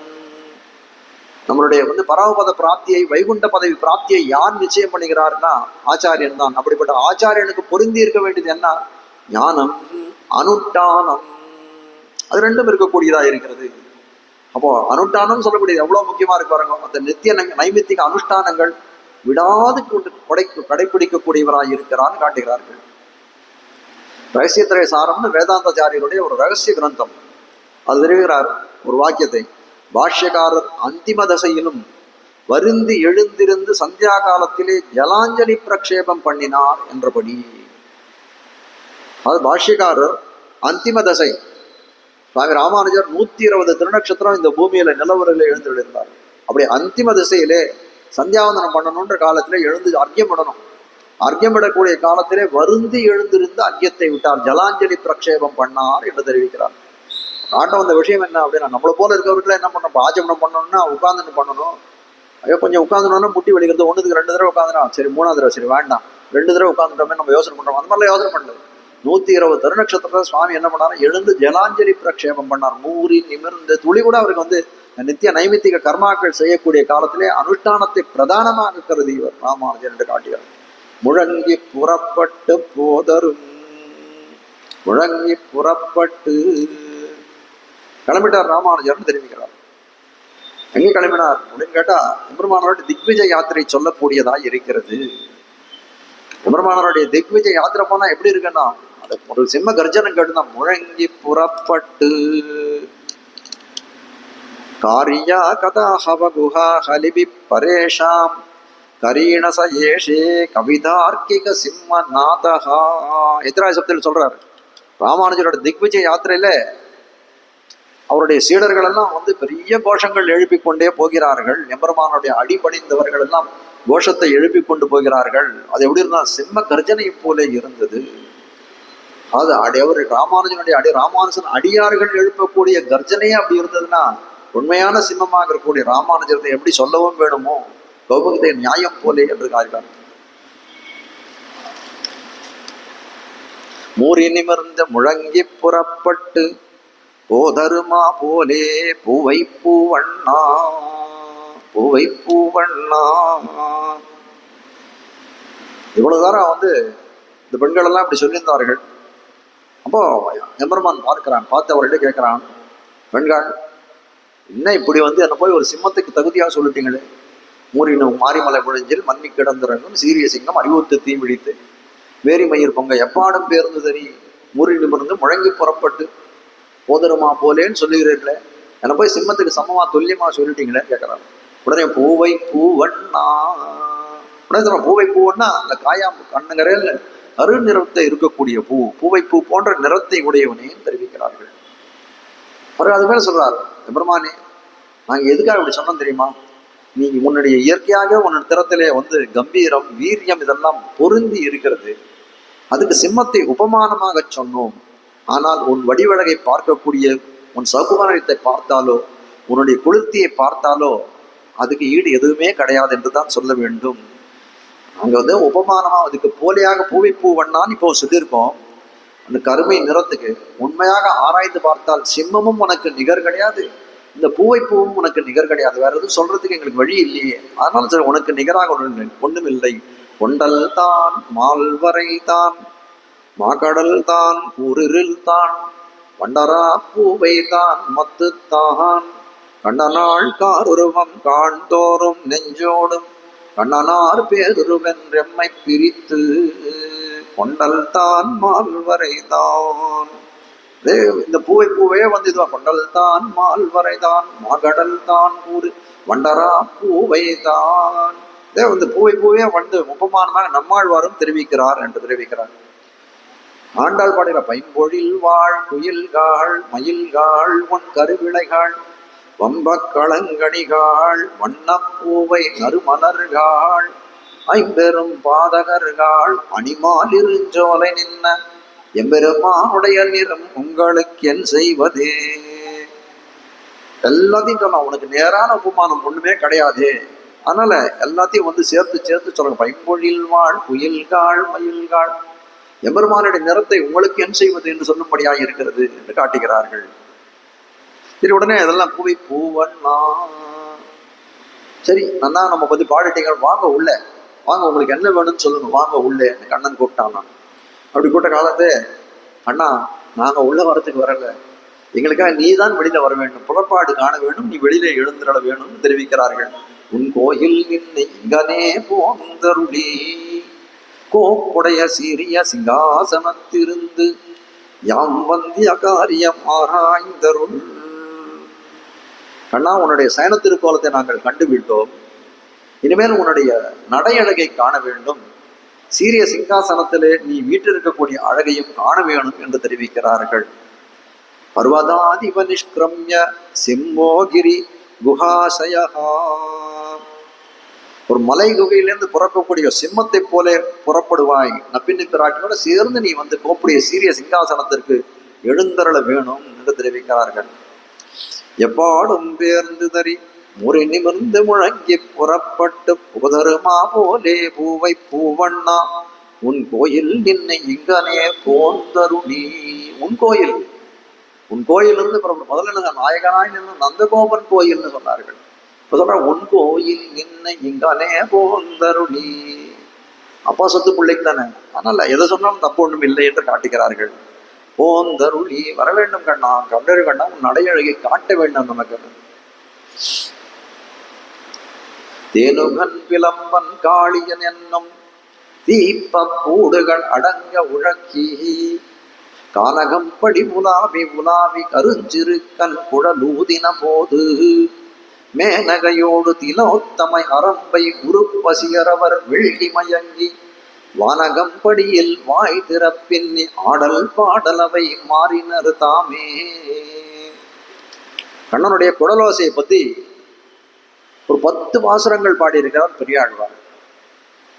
நவலம் பெரிய தீவினில் வாழும் நங்கை வீர்களிதோர் அற்புதம் கேளீர், அதுல ஒரு பாசனம் இது.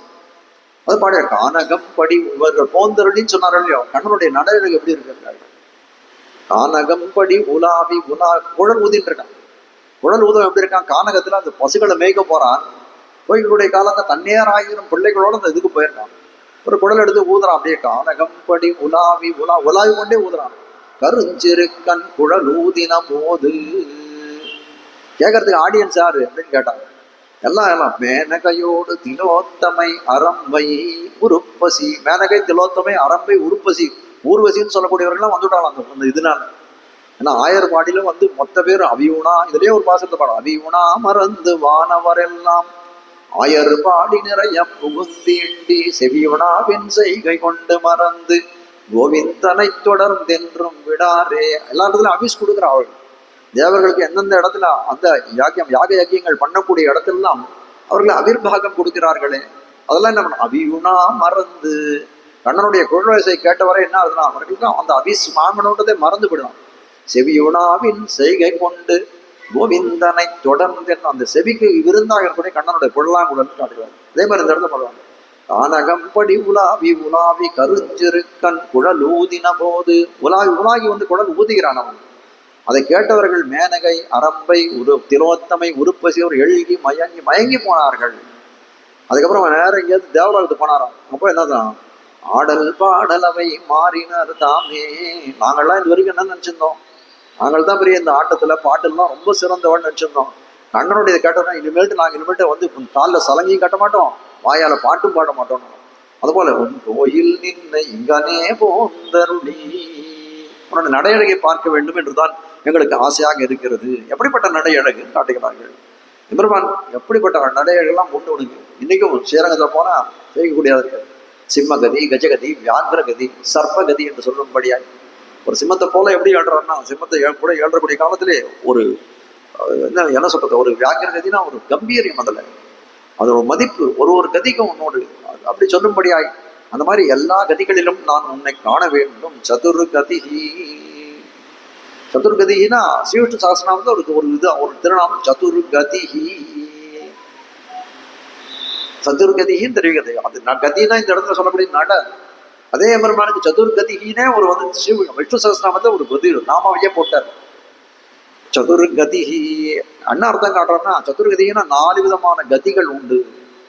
எம்பெருமான் எதை கொடுக்கிறான்? 4 கதியை குடிக்கிறான். ஒன்று இந்திரனுடைய பதவியை குடிக்கிறான், இல்ல பிரம்மாவுடைய பதவியை குடிக்கிறான், கைவல்ய மோட்சத்தை குடிக்கிறான், மோட்சத்தை பராபதத்தையே கொடுக்கக்கூடியவன் சதுர்கதிஹி. சதுராத்மா, சதுர்வியூக, சதுர்கதிஹி எல்லாம் 4 விஷயமா சொல்லுகிறார்கள் என்று காட்டுகிறார்கள்.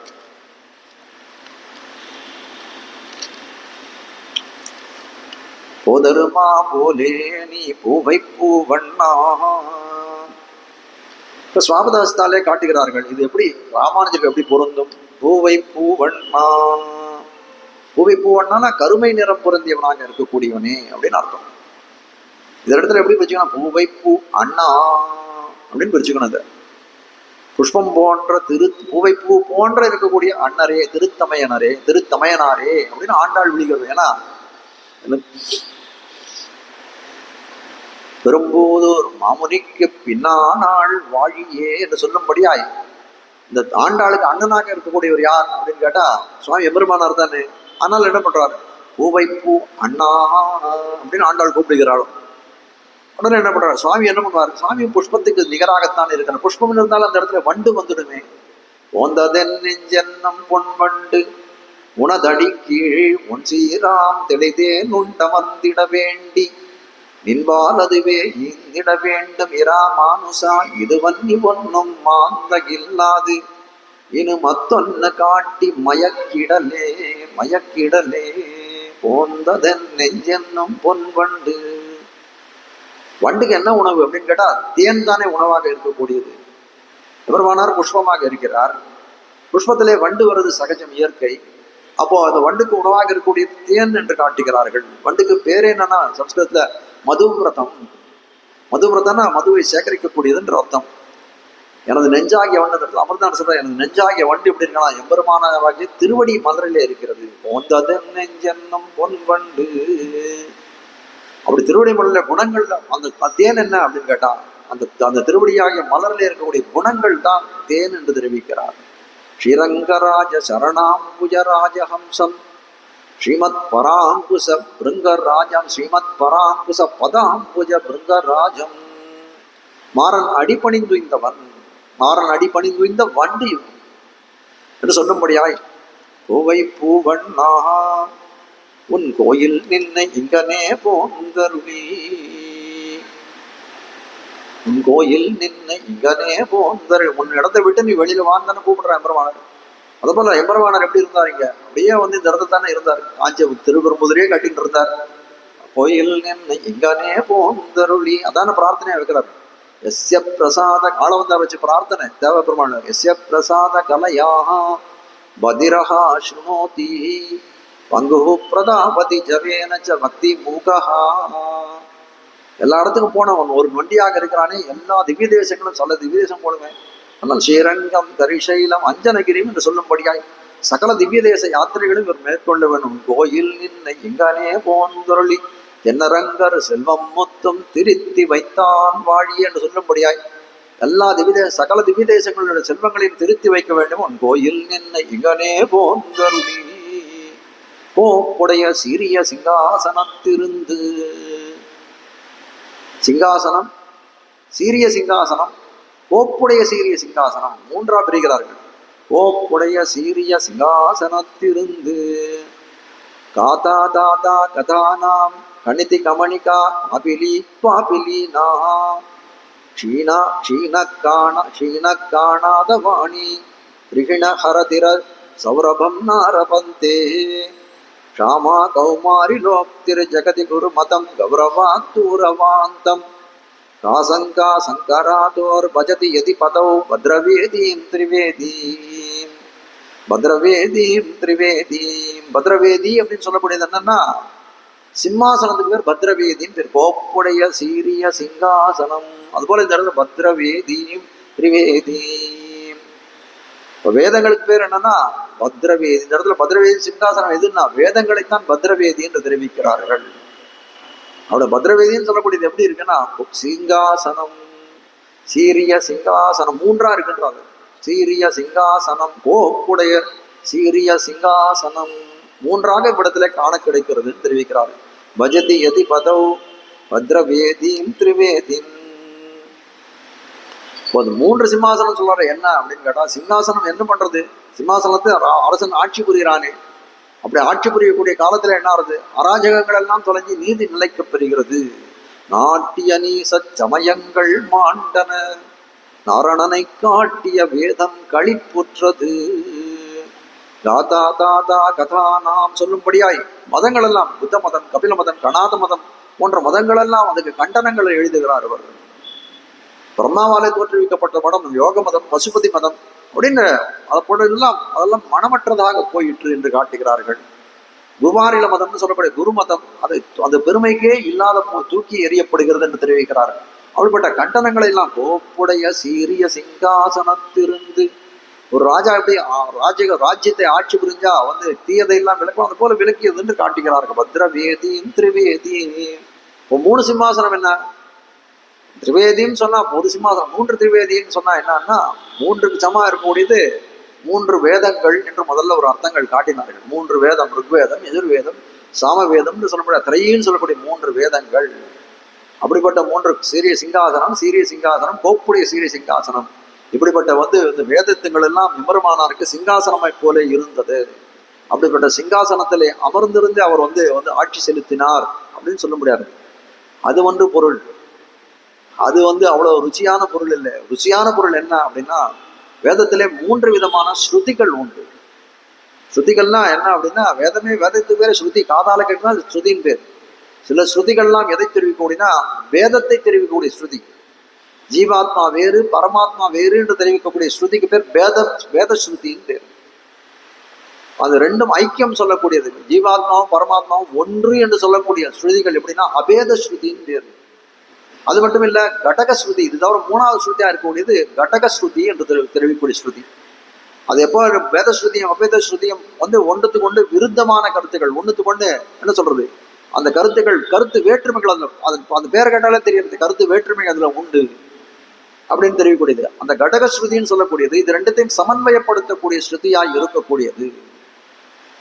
இந்த சம்பிரதாயங்கள் ஆதிசங்கர பகவத்காதால் சொல்லக்கூடிய ஸ்ருதி என்னன்னா அபேத ஸ்ருதியை எடுத்துக்கொண்டார். அதுக்கு முக்கியமா அவளுடைய அந்த சித்தாந்தத்துக்கு, அத்வைத சித்தாந்தத்துக்கு முக்கியமா இருக்கக்கூடியது எது அப்படின்னா அபேத ஸ்ருதிகள். அபேத ஸ்ருதிகளை கொண்டு அவருடைய அந்த சம்பிரதாயத்தை, அந்த சித்தாந்தத்தை நிலைநாட்டினார்கள். துவைத சம்பிரதாயத்துல எப்படி பண்ணாரு அப்படின்னு கேட்டா, எம்பெருமான் உண்டு, ரெண்டு இதுவும் உண்டு, ஜீவாத்மா பரமாத்மான்னு ரெண்டு உண்டு, பேதம் உண்டு என்று தெரிவித்தார்கள். அவர்கள் என்ன பண்ணார்கள், அந்த பேத ஸ்ருதிகளை எடுத்துக்கொண்டார்கள். அதை மட்டும் முக்கியமாக கருதி இது எதுக்குமே வியாக்கியானம் பண்ணல. ஆனால் எம்பெருமானார் எப்படி பண்ணார்னா பேத ஸ்ருதி, அபேத ஸ்ருதி, கடக ஸ்ருதிகளை கொண்டு இது எப்படி இருக்கும் அப்படின்னா, இப்போ சொல்றார் ஒரு இதுல அபேத ஸ்ருதியை சொல்றார், ரெண்டும் சேர்ந்தது தான் அப்படின்னு சொல்லுகிறார். பேத ஸ்ருதியில இருந்து சொல்றார் ஜீவாத்மா வேற பரமாத்மா வேறன்னு சொல்றாரு. இப்போ கடகஸ்ருதி சொல்லக்கூடியது என்ன அப்படின்னா, இதையும் நான் ஒத்துக்கிறேன் அதையும் நான் ஒத்துக்கிறேன். எப்படி அப்படின்னு கேட்டால், ஜீவாத்மா பரமாத்மான்னு சொல்லக்கூடியது எப்படி இருக்குன்னா ஒன்று தான். எப்படி அப்படின்னு கேட்டா, இவன் சரீரியாய் இருக்கிறான் பரமாத்மான்னு சொல்லக்கூடியவன், அந்த ஜீவாத்மான்னு சொல்லக்கூடிய சரீரத்தை போல இருக்கிறான். அப்போ என்ன காட்டுதுன்னா ரெண்டும் ஒன்று தான். ஒருத்தர் சொல்லக்கூடிய காலத்துல ஒருத்தர் கைன்னு தனியா சொல்ல முடியுமா? சொல்லக்கூடிய அவர் மனிதன்னு சொல்லலாம், அந்த ரெண்டு கை கால்களுக்கு உடைய மனிதன்னு சொல்லலாம். அப்போ என்ன பார்க்கக்கூடியது, வேதம் இல்ல ஐக்கியம்னு பார்க்கக்கூடிய காலத்திலே சரீரி சம்பந்தம் அந்த இடத்துல உண்டு.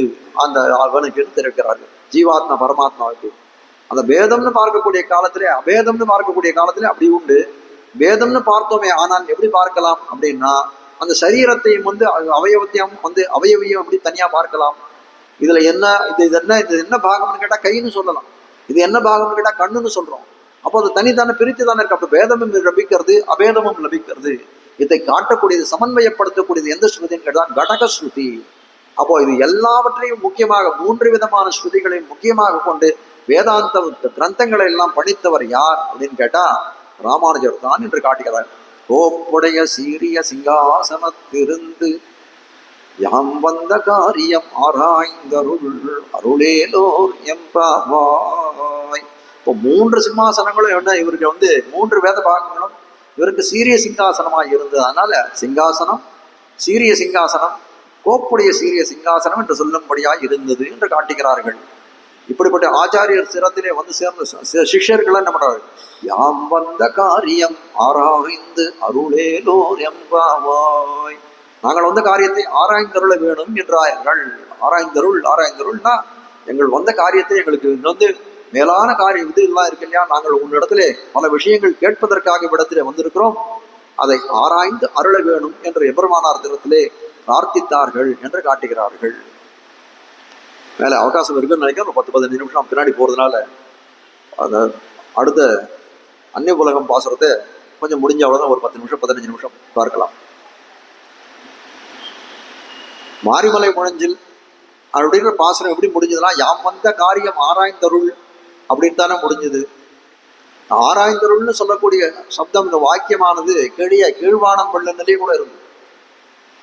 அப்போ ஆராய்ச்சி அப்படின்னு சொல்லக்கூடியது என்ன அப்படின்னா, ஒரு ஆராய்ச்சினா யார் பண்ண முடியும், கொஞ்சம் நல்ல மேதாவிலாசம் பொருந்தியவர்கள் தான் ஆராய்ச்சி பண்ணக்கூடியதா இருக்கும். அப்போ ஆராய்ச்சின்னு சொன்னா எப்படி இருக்குன்னா, சாமானியமான விஷயமா இருக்காது, அது சூக்ஷ்மமான விஷயத்தை ஆராய்ச்சி பண்ணக்கூடியதா இருக்கும். என்ன இப்ப காட்ட வந்த விஷயம் என்ன, பகவான் நம்மளுடைய காரியத்தை எல்லாம் செய்வதற்கு சித்தமாய் இருக்கக்கூடியவனா இருக்கிறான். இப்ப நாம் சென்றால் என்ன பண்றான், சென்றாலே அவன் என்ன பண்றான், மனம் வருந்துகிறது. தண்டகாரண்ய ரிஷிகளை பார்த்து சொன்னான், நானே பண்ணணும் உங்களுக்கு காரியம், நீங்கள் ஏன் வந்தீர்கள் என்று கேட்கிறான் இல்லையோ. அதை போல என்ன பண்றான் ராமன், சொல்றான் நான் வரவில்லையே, தப்பு பண்ணதாக சொல்லுகிறான் ராமன் என்று தெரிவிக்கிறார்கள். இதை பற்றி ஒரு ஆராய்ச்சி பண்ணும் அப்படின்னா என்ன அப்படின்னா, 2 விஷயங்கள் தோணும். அதாவது ஒண்ணு, இந்த பேற்றுக்கு தறிக்கை பேரு தப்பாது என்று துணிந்திருக்கேன் 2 விஷயம். அந்த எம்பெருமானை அடிபணிந்தவர்களுக்கு பேரு தப்பாது என்று துணிந்திருக்கேன்னா அந்த மோட்சமாகிற பலன் கிடைக்கும் அப்படின்ற நம்பிக்கையோட இருக்கிறது, இருக்கிறது, எண்ணிக்கிறதுனால எனக்கு கிடைக்கும் அப்படின்னு நம்பி இருக்கிறது. இன்னொரு நிலை தசை என்ன அப்படின்னு கேட்டா, பேற்றுக்கு துவரிக்கை என்று சொல்லக்கூடியது. பேற்றுக்கு துவரிக்கைன்னா எப்போ இந்த பேரு கிடைக்கும்னு துவரித்து கொண்டே ஒரு இதுவோடைய ஒரு என்ன சொல்றது, ஒரு பதற்றத்தோட இருக்கக்கூடியது என்று காட்டுகிறார்கள். இப்ப பேரு தப்பாது என்று சொல்லக்கூடிய எப்படி இருக்கான், நிர்பரராக இருக்கான். எந்த விதமான அவர்களுக்கு எந்த விதமான கவலைகளும் இல்லை, இவர்களுக்கு ஒரு பதற்றம் இருக்கிறது என்று காட்டுகிறார்கள். அப்படிப்பட்ட விரோதத்தை ஆராய்ச்சி செய்யக்கூடியதாகத்தான் இருக்கிறது இந்த பாசுரம் என்று தெரிவிக்கிறார்கள். ஆனால் அந்நிய உலகம் அளந்தாய் அடிபோற்றின்னு சொல்லக்கூடியது எப்படி இருக்கு அப்படின்னு கேட்டா, அந்நிய உலகம் அளந்தாய் அடிபோற்றி, சென்றங்கு தென்னிலங்கு செற்றாய் திரள் போற்றி. சொல்லக்கூடிய இந்த பாசுரத்தில் சொல்லக்கூடியதெல்லாம் எப்படி இருக்குன்னா, போற்றி போற்றி போற்றி என்று சொல்லும்படியாய் இந்த எம்பெருமானுக்கு பல்லாண்டு பாடக்கூடியதாய் இருக்கக்கூடியது இந்த பாசுரம் என்று தெரிவிக்கிறார்கள். அப்ப மங்களாண்டு அப்படின்னு சொன்ன சம்பிரதாயத்துல என்ன அர்த்தம்னா, மங்களாசாசனம் என்று தெரிவிப்பார்கள். ஸ்ரீவைஷ்ணவ சம்பிரதாயத்திலே பல்லாண்டு என்று சொல்லக்கூடியது, அந்த வடமொழியில் சொல்லக்கூடியது மங்களாசாசனம் என்று தெரிவிப்பார்கள்.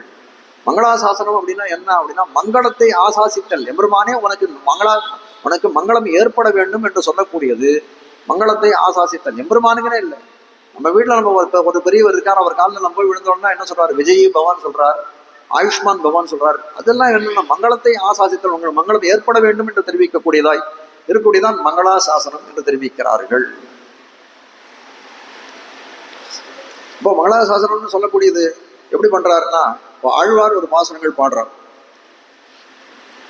இந்த புகழநல் ஒருவன் என்கோ, பொருவில் சீர் பூமி என்கோ, திகழந்தன் பறவை என்கோ, தீ என்கோ, வாயு என்கோ அப்படின்னு ஒரு புகழநல் ஒருவன் என்கோன்னு ஒரு பதிகம், ஒரு 10 பாசனங்கள் திருவாய்மொழியில் இருக்கக்கூடியது. அதுல அவதாரிகள் சில விஷயங்கள் காட்டுறார். அதனுடைய முன்னுரையாக காட்டக்கூடியதுல சில விஷயங்கள் அந்த மங்களாசாசனத்தை பற்றி தெரிவிக்கிறார். அந்த புகழநல் ஒருவன் என்கோன்னு சொல்லக்கூடியதுக்கு முன்னாடி இருக்கக்கூடியது ஒழிவில் காலமெல்லாம் உடனாய் மண்ணின்னு ஒரு திருவாய்மொழியில் 10 பாசனங்கள். அந்த ஒழிவில் காலம் எல்லாம்ன்ற அந்த பதிகத்திலே அந்த 10 பாசுரங்களை தெரிவித்த கருத்து என்னன்னா, எம்பெருமானுக்கு இந்த ஜீவாத்மாவானவன் அந்த எம்பெருமானுக்கு சர்வ தேசத்திலும் சர்வ காலத்திலும் சர்வ அவஸ்தைகளிலும் அவனுக்கு கைங்கரியம் பண்ண வேண்டும் தான் அதில் தெரிவித்த கருத்து. அப்போ அதை அறிந்தவன் எம்பெருமான் எப்படி இருக்கான் பண்ணணும்னு ஆழ்வார் நம்மாழ்வாரே அதுதான் ஆசைப்படுகிறார். அப்போ என்ன பண்றார், அதை அறிந்த எம்பெருமான் அவருக்கு பண்ணணும்னு நினைக்கிறாரு, சர்வ தேசத்திலையும் பண்ணணும்னு நினைக்கிறார், சர்வ காலத்திலையும் பண்ணணும்னு நினைக்கிறார், சர்வ அவஸ்தைகளிலும் பண்ணணும்னு நினைக்கிறார். ஆனால் எம்பெருமான் என்ன பண்ணானா, எல்லா விதமான பொருள்களிலும் ஆழ்வார் பார்க்கக்கூடிய பொருள்கள் அனைத்திலும், அவருக்கு கண்ணுக்கு இலக்காகக்கூடிய பொருள்கள் அனைத்திலும் எம்பெருமான் பிரவேசம் செய்தான். அதனால பிரவேசம் செய்து இருக்கிறான். அப்ப எப்படி இருக்குன்னா, விஸ்வம் விஷ்ணு வஷட்காரகா என்று சொல்லும்படியாய் அவன் இல்லாத இடமே இல்லை. கரந்த சிலிடந்தொரும் இடந்திகள் பொருந்தொரும் கரந்தெங்கும் பரந்துளன் இவையுண்ட கரணே. பெரிய அப்படியே வியாபகனா இருக்கான், எல்லா இடத்துல அவன் இல்லாத இடமே கிடையாது. பிரகலாதன் சொன்னானோ இல்லையோ, இரண்யனுக்கு சொல்லக்கூடிய காலத்துல எங்க இருக்கான், தூணிலும் இருக்கான் துரும்பிலும் இருக்கான், இல்லாத இடமே கிடையாது. அதுபோல எல்லா இடத்திலும் வியாபித்து நிற்கிறான் அந்த எம்பெருமான் என்று காட்டுகிறார்கள். அப்படி எல்லாரும் எல்லா இடத்தையும் எல்லா சமயத்தையும் எல்லா இடத்தையும் இருக்கான். அது நமக்கு தெரியும்படியான நிலைமையை ஆழ்வாருக்கு காட்டி கொடுத்தான். எந்த பொருளை பார்த்தாலும் அந்த எம்பெருமான் இருக்கக்கூடியது அவருக்கு பிரத்யட்சமாக தெரியக்கூடிய ஒரு நிலையை ஏற்படுத்தி கொடுத்தான். அப்போ ஆழ்வார் என்ன பண்றான், எல்லா இடத்துலையும் பார்த்தாலும் எப்படி இருக்குன்னா, ஒரு பெரிய காத்தடிக்கிறது. காத்தடிக்கக்கூடிய சமயத்திலே ஒரு மரத்துல பல விருட்சங்கள், மரத்துல பல கனிகள் தொங்குறது, அப்படியே மான் பழங்கள் பழுத்து தொங்குறது. அப்ப தொங்கக்கூடிய காலத்துல அது என்ன இருக்கு, அந்த காத்து அடிச்சதுன்னா அந்த மரத்துல இருக்கக்கூடிய பழங்கள் தான் அப்படியே தப்பான்னு உலருது. ஒரு 100 பழங்கள் கீழே உலருது. அப்படி விழுந்ததுன்னா என்ன பண்ணுவார்கள், அந்த பொறுக்கி பொறுக்கி எடுக்கணும்னு சொல்லக்கூடியவர் என்ன பண்ணுவார், இந்த பழத்தை எடுக்கிறதா அந்த பழத்தை எடுக்கிறதா, அந்த பக்கத்தில் இருக்க பழகிறதா, நல்ல பழத்தை எடுக்கணுமேனு அவர்கள் என்ன ஆகும், அப்படியே அவர்கள் மனம் ரொம்ப பதற்றம் அடையும் என்று காட்டுகிறார்கள். அதை செல்வனா அதே போல ஆழ்வாருக்கு இந்த இடத்துல என்ன ஆகுதுன்னா, இந்த திரும்பின பக்கம் எல்லாம் எல்லா பதார்த்தங்களிலும் எம்பெருமான் சேவை சாதிக்கிறானே, அப்ப இதை சொல்றதா இதை பாடுறதா, இதுக்கு பல்லாண்டு பாடுறதா அதுக்கு பல்லாண்டு பாடுறதா, இதுக்கு மங்களாசாசனம் பண்றதா அதுக்கு மங்களாசாசனம் பண்றதா, ஒரு பதற்றம் ஆழ்வாருக்கு ஏற்பட்டது. அப்ப என்ன பண்றாரு, அப்ப என்ன பண்றாரு, வாச்சிகமான கைங்கரியம் பண்ணணும்னு நினைக்கக்கூடியவர்கள் சகல கல்யாண குணங்களுக்கும் கடலாக இருக்கக்கூடிய அந்த எம்பெருமான் தன்மை என்னன்னு நான் சொல்றதுன்னு அலமந்து போகிறார் ஆழ்வார். புகழ் நல் ஒருவன் என்கோ, பொருவில் சீர் பூமி என்கோ, திகழுந்தன் பறவை என்கோ, தீ என்கோ வாயு என்கோ, நிகழும் ஆகாசம் என்கோ, நீழ்கடல் 2 மென்கோ, இகழ்விழி வனைத்து மென்கோ, கண்ணனை கூகுமாறே. என்னன்னு சொல்வேன், அச்சுதன் அமலன் என்கோ. அச்சுதன் அமலன் நான் சொல்லுவான், அடியவர் வினை கெடுக்கும் அச்சுமா மருந்தம் என்பவன் மருந்துன்னு சொல்லுவானா, அச்சுமா நலங்கடல் அமுதம் என்கோ, அமுதம்னு சொல்லுவான். அச்சுவை கட்டி என்கோ, கரும்பு கட்டின்னு சொல்லுவானா, அச்சுவை கட்டி என்கோ. பரிசா நான் என்ன சொல்றது எனக்கு தெரியலேன், அலமந்து போகிறார் என்று காட்டக்கூடியதா இருக்கிறது. அப்ப இதுல நம்ம அறிந்து கொள்ளக்கூடிய விஷயம் என்ன அப்படின்னா, மங்களாசாசனம் அப்படின்னு சொன்னமே, ஆனால் அது ஆழ்வார் மங்களாசாசனம் பண்ணணும்னு நினைச்சார், பல பொருள்களிலே இருக்கிறார் என்று காட்டுகிறார்கள். இப்ப கீழ்ப்பாசகத்துல என்ன சொன்னார்? உன் கோயில் நின்னை இங்கனே போந்தருளி கோப்புடைய சீரிய சிங்காசனத்திருந்து, சிங்காசனத்துல எழுந்திருந்து எங்களுடைய காரியத்தை ஆராய்ந்தருள வேணும்னு சொன்னார்களே, அவர்கள் கண்ணனுக்கு கட்டளை இட்டார்கள். கட்டளை தானே இடுகிறார்கள். இப்ப இந்த மாதிரி நியமிக்கிறது தகுதியா?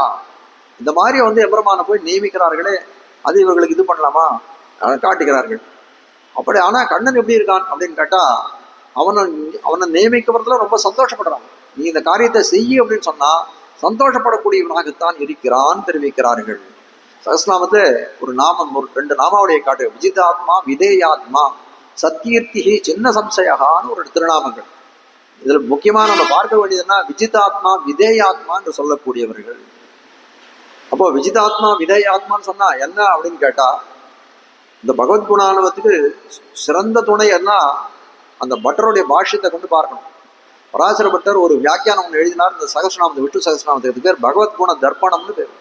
தர்ப்பணம் அப்படின்னா கண்ணாடி, பகவத்குணங்களை எல்லாம் காட்டக்கூடிய கண்ணாடி இதுன்னு தெரிவிக்கிறார்கள். அப்போ இந்த விஜிதாத்மா, அந்த அப்படிப்பட்ட இந்த பகவத்குண தர்ப்பணம்ன்றது யாருடைய பிரேரணையால எழுதப்பட்டதுன்னா, எம்பெருமானாருடைய பிரேரணையாலே இது ஏற்றப்பட்டது பராசர பட்டராலே. அவர் பண்ற விஜிதாத்மா, விதேயாத்மா அப்படின்ற நாமங்களுக்கு அடுத்தவர்கள் சங்கர பகவத்பாதன் போல ஆச்சாரியர்களாம் தெரிவிக்கக்கூடிய பொருள் என்னன்னா, மனத்தை அடக்கினவர். ஜிதேந்திரியனா மனத்தை அடக்கும், ஜிதேந்திரியர் மனத்தை அடக்கியவர் என்று தெரிவிக்கிறார்கள். ஆனால் பட்டர் தெரிவிக்கக்கூடிய பொருள் என்னன்னா, அதை காட்டிலும் சுவைப்பட்டதாக இருக்கக்கூடிய பட்டர் தெரிவிக்கக்கூடியது என்று தெரிவிக்கிறார்கள். ஏன்னா அவர்களெல்லாம் எப்படி அந்த விஜிதாத்மா விதேயாத்மான்னு சொல்லக்கூடியது எப்படி எடுத்தார் அப்படின்னு கேட்டா, அவிதேயாத்மான்னு எடுத்தார்கள். விஜிதாத்மா, விதேயாத்மா, சத்கீர்த்தி, சின்ன முன்னாடி இருக்கக்கூடிய அகாரத்தை வாங்கி இதுல சேர்த்துட்டார்கள். அவிதேயாத்மா, அவிதேயாத்மான்னு சொன்னார்கள். அவிதேயாத்மான்னு சொன்னா பரம்பிதிச்சா என்ன இருக்கும்? அது இவர்கள் சொன்ன மாதிரி ஜிதேந்திரியன் மனத்தை அடக்கி என்ற அர்த்தம் கிடைக்கும். பட்டர் அதை எப்படி பிரிச்சானா, இல்லை அப்படி பிரிக்கக்கூடாது, விதேயாத்மான்னு பிரிக்கணும் அதை என்று காட்டினார்கள். ஆனால் என்ன ஆகுனா, அதால் கிடைச்ச அர்த்தம் என்னன்னா, விதேயம் அப்படின்னு சொல்லக்கூடியது தாழ்ந்து இருக்கை, பிறருக்கு அடிமைப்பட்டு இருக்கு என்றுதான் விதேயாத்மான்னு சொல்லக்கூடியது என்று காட்டுகிறார்கள். அப்போ என்ன பண்றதுன்னா, தான் தாழ்ந்து அடுத்தவருக்கு வெற்றியை கொடுக்கக்கூடிய இருக்கக்கூடிய சுபாவத்துக்கு பேர் விதேயாத்மா என்று தெரிவிக்கிறார். கீழே கூடாரை வெல்லும் சீர் பாசத்தை எல்லாம் சொல்லுகிறார்கள். கூடாரை வெல்லும் சீர் கோவிந்தா, கூடாரை வெல்லும் சீர் கோவிந்தா என்று சொல்லக்கூடியது கூடாதவர்களை தோற்கடிப்பதான். கூடாதவர்களை தோற்கடிக்கிறான், கூடுபவர்கிட்ட என்ன பண்ண அவன் தோற்று போகிறான் என்று தெரிவிக்கிறார்கள். இப்போ காட்ட வந்த விஷயம் என்னன்னா, விதேயாத்மா அப்படின்னு சொன்னான்னா அர்த்தம் என்னன்னா, அவன் எல்லாருக்கும் அடிமைப்பட்டவனாய் இருக்கக்கூடியவன் என்று காட்டுகிறார்கள். நிற்பது எந்த ஸ்திதியா இருக்கணும், ஒரு நிற்கிற ஸ்திதியா இருக்கணும், இருக்கிற ஸ்திதியா இருக்கணும், எதுவா இருந்தாலும் சரி பக்தர்களுடைய கட்டளைக்கு உட்பட்டு செய்யக்கூடிய காரியங்களை செய்யக்கூடியவனாய் இருக்கிறான். அதனால விதேயாத்மா என்று தெரிவிக்கிறார்கள். அப்போ விதேயப்பட்டிருக்கக்கூடிய ஸ்வபாவத்தை உடையவனாய் இருக்கிறார்கள். இவ்வளவு விஷயங்கள் இதுல ஏன் தெரிவிக்கிறான் அப்படின்னு கேட்டா, இந்த இடத்துல போற்றி போற்றின்னு பகவானுக்கு பாடுகிறார்கள். நாங்கள் தங்களுக்கு கீழே இருக்கக்கூடிய கோபிகைகளுக்கு பாடல, தங்களை காட்டிலும் மேலான பகவானுக்கு பாடுகிறார்கள். அது சரியானதை இப்ப இந்த இடத்துல கேள்வி கேட்க போகிறார்கள். அப்ப காட்ட வந்த விஷயம் என்னன்னா, விதயப்பட்டிருக்கிறார்கள். இப்ப நேதிகை கூட நம்ம நேதிகோ யதோத்காரி எம்பெருமானுடைய விருத்தாந்தத்தை கூட கேள்விப்பட்டோம். திருமிஷாழ்வார் இதுலையும் பார்த்தோம். திருமிஷாழ்வார் எழுப்பக்கூடிய கண்ணன் எப்படி இருந்தான் எம்பெருமான்? அந்த கணிகண்ணனுக்கும் திருமிஷை ஆழ்வாருக்கு விதேயப்பட்டவனாகத்தானே இருந்தான். கணிகண்ணன் போகின்றான் காமருகவும் கட்சி என்று சொல்லும்படியாய் அவர் சொன்ன காலத்திலே பைனாகப்பாயை சுருட்டி கொண்டு ஓரிரவு இறக்கையிலே போய் இருந்தானே எம்பெருமான். அப்போ அதை என்ன தன்மையை காட்டக்கூடியதாக? விதேயன் என்று சொல்லக்கூடிய தன்மையை காட்டக்கூடியதாக இருக்கிறது. குருக்ஷேத்திர யுத்தத்திலே போய் நிற்கிறான் அர்ஜுனன், போய் தேர ஓட்டின்னு போறான். சாரத்திய வேஷம் பூண்டு எம்பெருமான் பார்த்த சாரதியாய் போய் அர்ஜுனுடைய தேர்ல போய் குதிரையை ஓட்டி கொண்டிருக்கிறான், தேரை ஓட்டி கொண்டிருக்கிறான். பின்னாடி அர்ஜுனன் உட்கார்ந்து சேனையோர் உபயோர் மத்திய ரதம் ஸ்தாபய மேச்சுதா கீதையில சொல்றான். போன உடனே போய் சேனை மத்தியத்துல கொண்டு போய் நிறுத்து, 2 சேனைக்கு மத்தியத்துல கொண்டு போய் இந்த தேரை நிறுத்து, அச்சுதா அடியவர்களை நழுவ விடாதவனேன்னு சொல்றான். எப்படி சித்தியமா இந்த மாதிரி ஒரு அர்த்தம் எப்படி சொல்ல முடியும்? அச்சுதா அப்படின்னு சொன்னா அடியவர்களை நழுவ விடாதவனேன்னு அர்த்தம். அடியவர்களை நழுவ விடாதவனா அடியவன் இருக்கக்கூடிய யாரா இருக்கணும்? அவன் சுவாமியா தானே இருக்கணும். அப்ப சுவாமின்னு தெரிஞ்சுட்டு என்ன சொல்றான்? உபயோர் மத்திய ரதம் ஸ்தாபையான்னு சொல்றான். அந்த தேரை கொண்டு போய் நடுவுல கொண்டு போய் நிறுத்து அப்படின்னு சொன்னான்னா அவன் கட்டளை இடுகிறானே, நியமனம் செய்கிறானே காட்டுகிறார்கள். அதே போல என்ன ஆச்சு, இந்த இடத்துல என்ன சொல்றார்கள் இவர்கள், அவன் திருப்பள்ளி அறையில இருக்கிறான். அப்ப இதெல்லாம் வந்து உகந்து ஏற்றுக்கொள்கிறான் எம்பெருமான். அடியவர்களுடைய கட்டளைகளை உகந்து ஏற்றுக்கொள்ளக்கூடியவனாக இருக்கிறான் எம்பெருமான்றதானே இதெல்லாம் காட்டக்கூடியதா இருக்கு. இப்ப என்ன இந்த இடத்துலயும் என்ன சொன்னார்கள், திருப்பள்ளி அறையிலே போய் எம்பெருமானை எழுப்பினார்கள். நீ வந்து எழுந்து வர வேண்டும் என்று எழுப்பினார்கள் இல்லையா?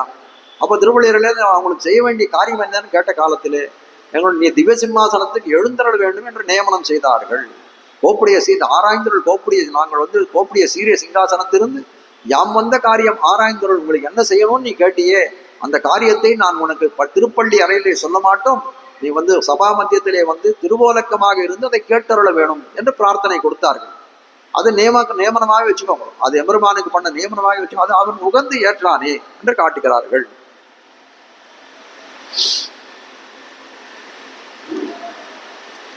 அப்படி அந்த திருப்பள்ளி அறையிலேருந்து எம்பெருமான் வந்தானே, வான்னு சொல்லிட்டான், கோப்புடைய சீரிய சிங்காசனத்திலிருந்து யாம் வந்த காரியம் ஆராய்ந்தருள் அப்படின்னா அவனுடைய நடையழகை நாங்கள் காண்மையணும் அப்படின்னு வந்து நடந்த கேட்டார்கள். இதெல்லாம் கண்ட வந்து ஆட்சிகள் எம்பெருமான் நடந்து வரக்கூடிய தன்மையை பார்க்கிறார்கள். எப்படி இருக்குன்னா அவர்களுடைய மனத்தை உருக்கக்கூடியதாக இருக்கிறது அந்த எம்பெருமான் நடந்து வரக்கூடியது. எப்படி ஒரு காலத்திலே தண்டகாரண்யத்தில் இருக்கக்கூடிய ரிஷிகள் எல்லாம் ராமனை பார்த்த உடனே தங்களுக்கு வந்த பரிபவங்களை எல்லாம் சொல்லணும்னு வந்தார்கள். அவர்களுக்கு எவ்வளவு இன்னொருகள் ஏற்பட்டது ராட்சசர்களாலே. அந்த பரிபவங்களை சொல்ல வந்த ரிஷிகள்லாம் என்ன பண்ணார், ரூபசம்ஹானனம் லக்ஷ்மி சௌகுமாரியம் சுவேஷதாம் ததுஷுர் விஸ்மிதாகாராக. ராமனை கண்ட உடனே என்னாச்சுன்னா அவர்களுக்கு விஸ்மிதம், ஒரு ஆச்சரியம் ஏற்பட்டதாம். ராட்சசர்களால் வந்து எவ்வளவோ பரிபவங்கள் ஏற்பட்டாலும் அதையெல்லாம் மறந்து போனார்கள். ஏதம் சோமபி போத்யன்னம் திருஷ்ட்வா வை தர்மச்சாரிணஹா மங்களானி பிரயுஞ்சானாக. உடனே என்ன பண்ண ஆரம்பிச்சார்கள், தங்களுக்கு ஏற்பட்ட துன்பங்களை மறந்தார்கள். ராமனுக்கு மங்களாசாசனம் பண்ண ஆரம்பிச்சார்கள், போற்றி போற்றி பல்லாண்டு பல்லாண்டு என்று. அதுபோல இவர்களெல்லாம் என்ன மறந்தார்கள், எம்பெருமான் வந்து நடந்து வருகிறான், எப்படி சௌகுமாரியமான திருவடிகள் இது, நடந்த கால்கள் நொந்தவோ என்று சொல்லும்படியாய் எவ்வளவு தூரம் நடந்திருக்கிறான் இந்த எம்பெருமான். எப்படி வந்து எவ்வளவு கஷ்டப்பட்டு எவ்வளவு இன்னல்களை தாங்கி கொண்டிருக்கிறான் இந்த எம்பெருமான். அதனால அவனுடைய சௌகுமாரியமான திருவடிகளை பார்த்தார்கள். எப்படி அந்த ரிஷிகள் எல்லாம் அந்த ராமனுக்கு மங்களத்தை ஆசாசித்தார்களோ அதுபோல இவர்களும் தங்களுடைய மனோரதங்களை, தங்களுடைய இச்சைகளை எல்லாம் மறந்தார்கள். உடனே என்ன சொல்வான், அவனுடைய பரம சுகுமாரமான திருவடிகளை கண்டார்கள். அப்படியே நம்ம போய் நடக்க சொன்னோமே, வெவ்வாயேன் வெவ்வுரை கேட்டிருநிலத்தை வேண்டாதே விரைந்து வெண்ணி மைவாய களிரொழிந்து தேரொழிந்து மாவொழிந்து வனமே மேவி. வெவ்வாயேன் வெவ்வுரை கேட்டு, அதுக்கு வந்து தசரதனுடைய பேச்சை கேட்டான். வெவ்வாயேன் வெவ்வுரை கேட்டு இருநிலத்தை வேண்டாதே விரைந்து, இந்த ராஜ்யத்தை ஆள்றதுக்கு அந்த அயோத்திய பூமி அவனுக்கு கொடுக்கணும்னு சொல்லியிருந்தானே, இருநிலத்தை வேண்டாதே விரைந்து வெண்ணி மைவாய களிரொழிந்து தேரொழிந்து மாவொழிந்து. தேரை விட்டான், குதிரையை விட்டான், யானையை விட்டான், எல்லாத்தையும் விட்டான்.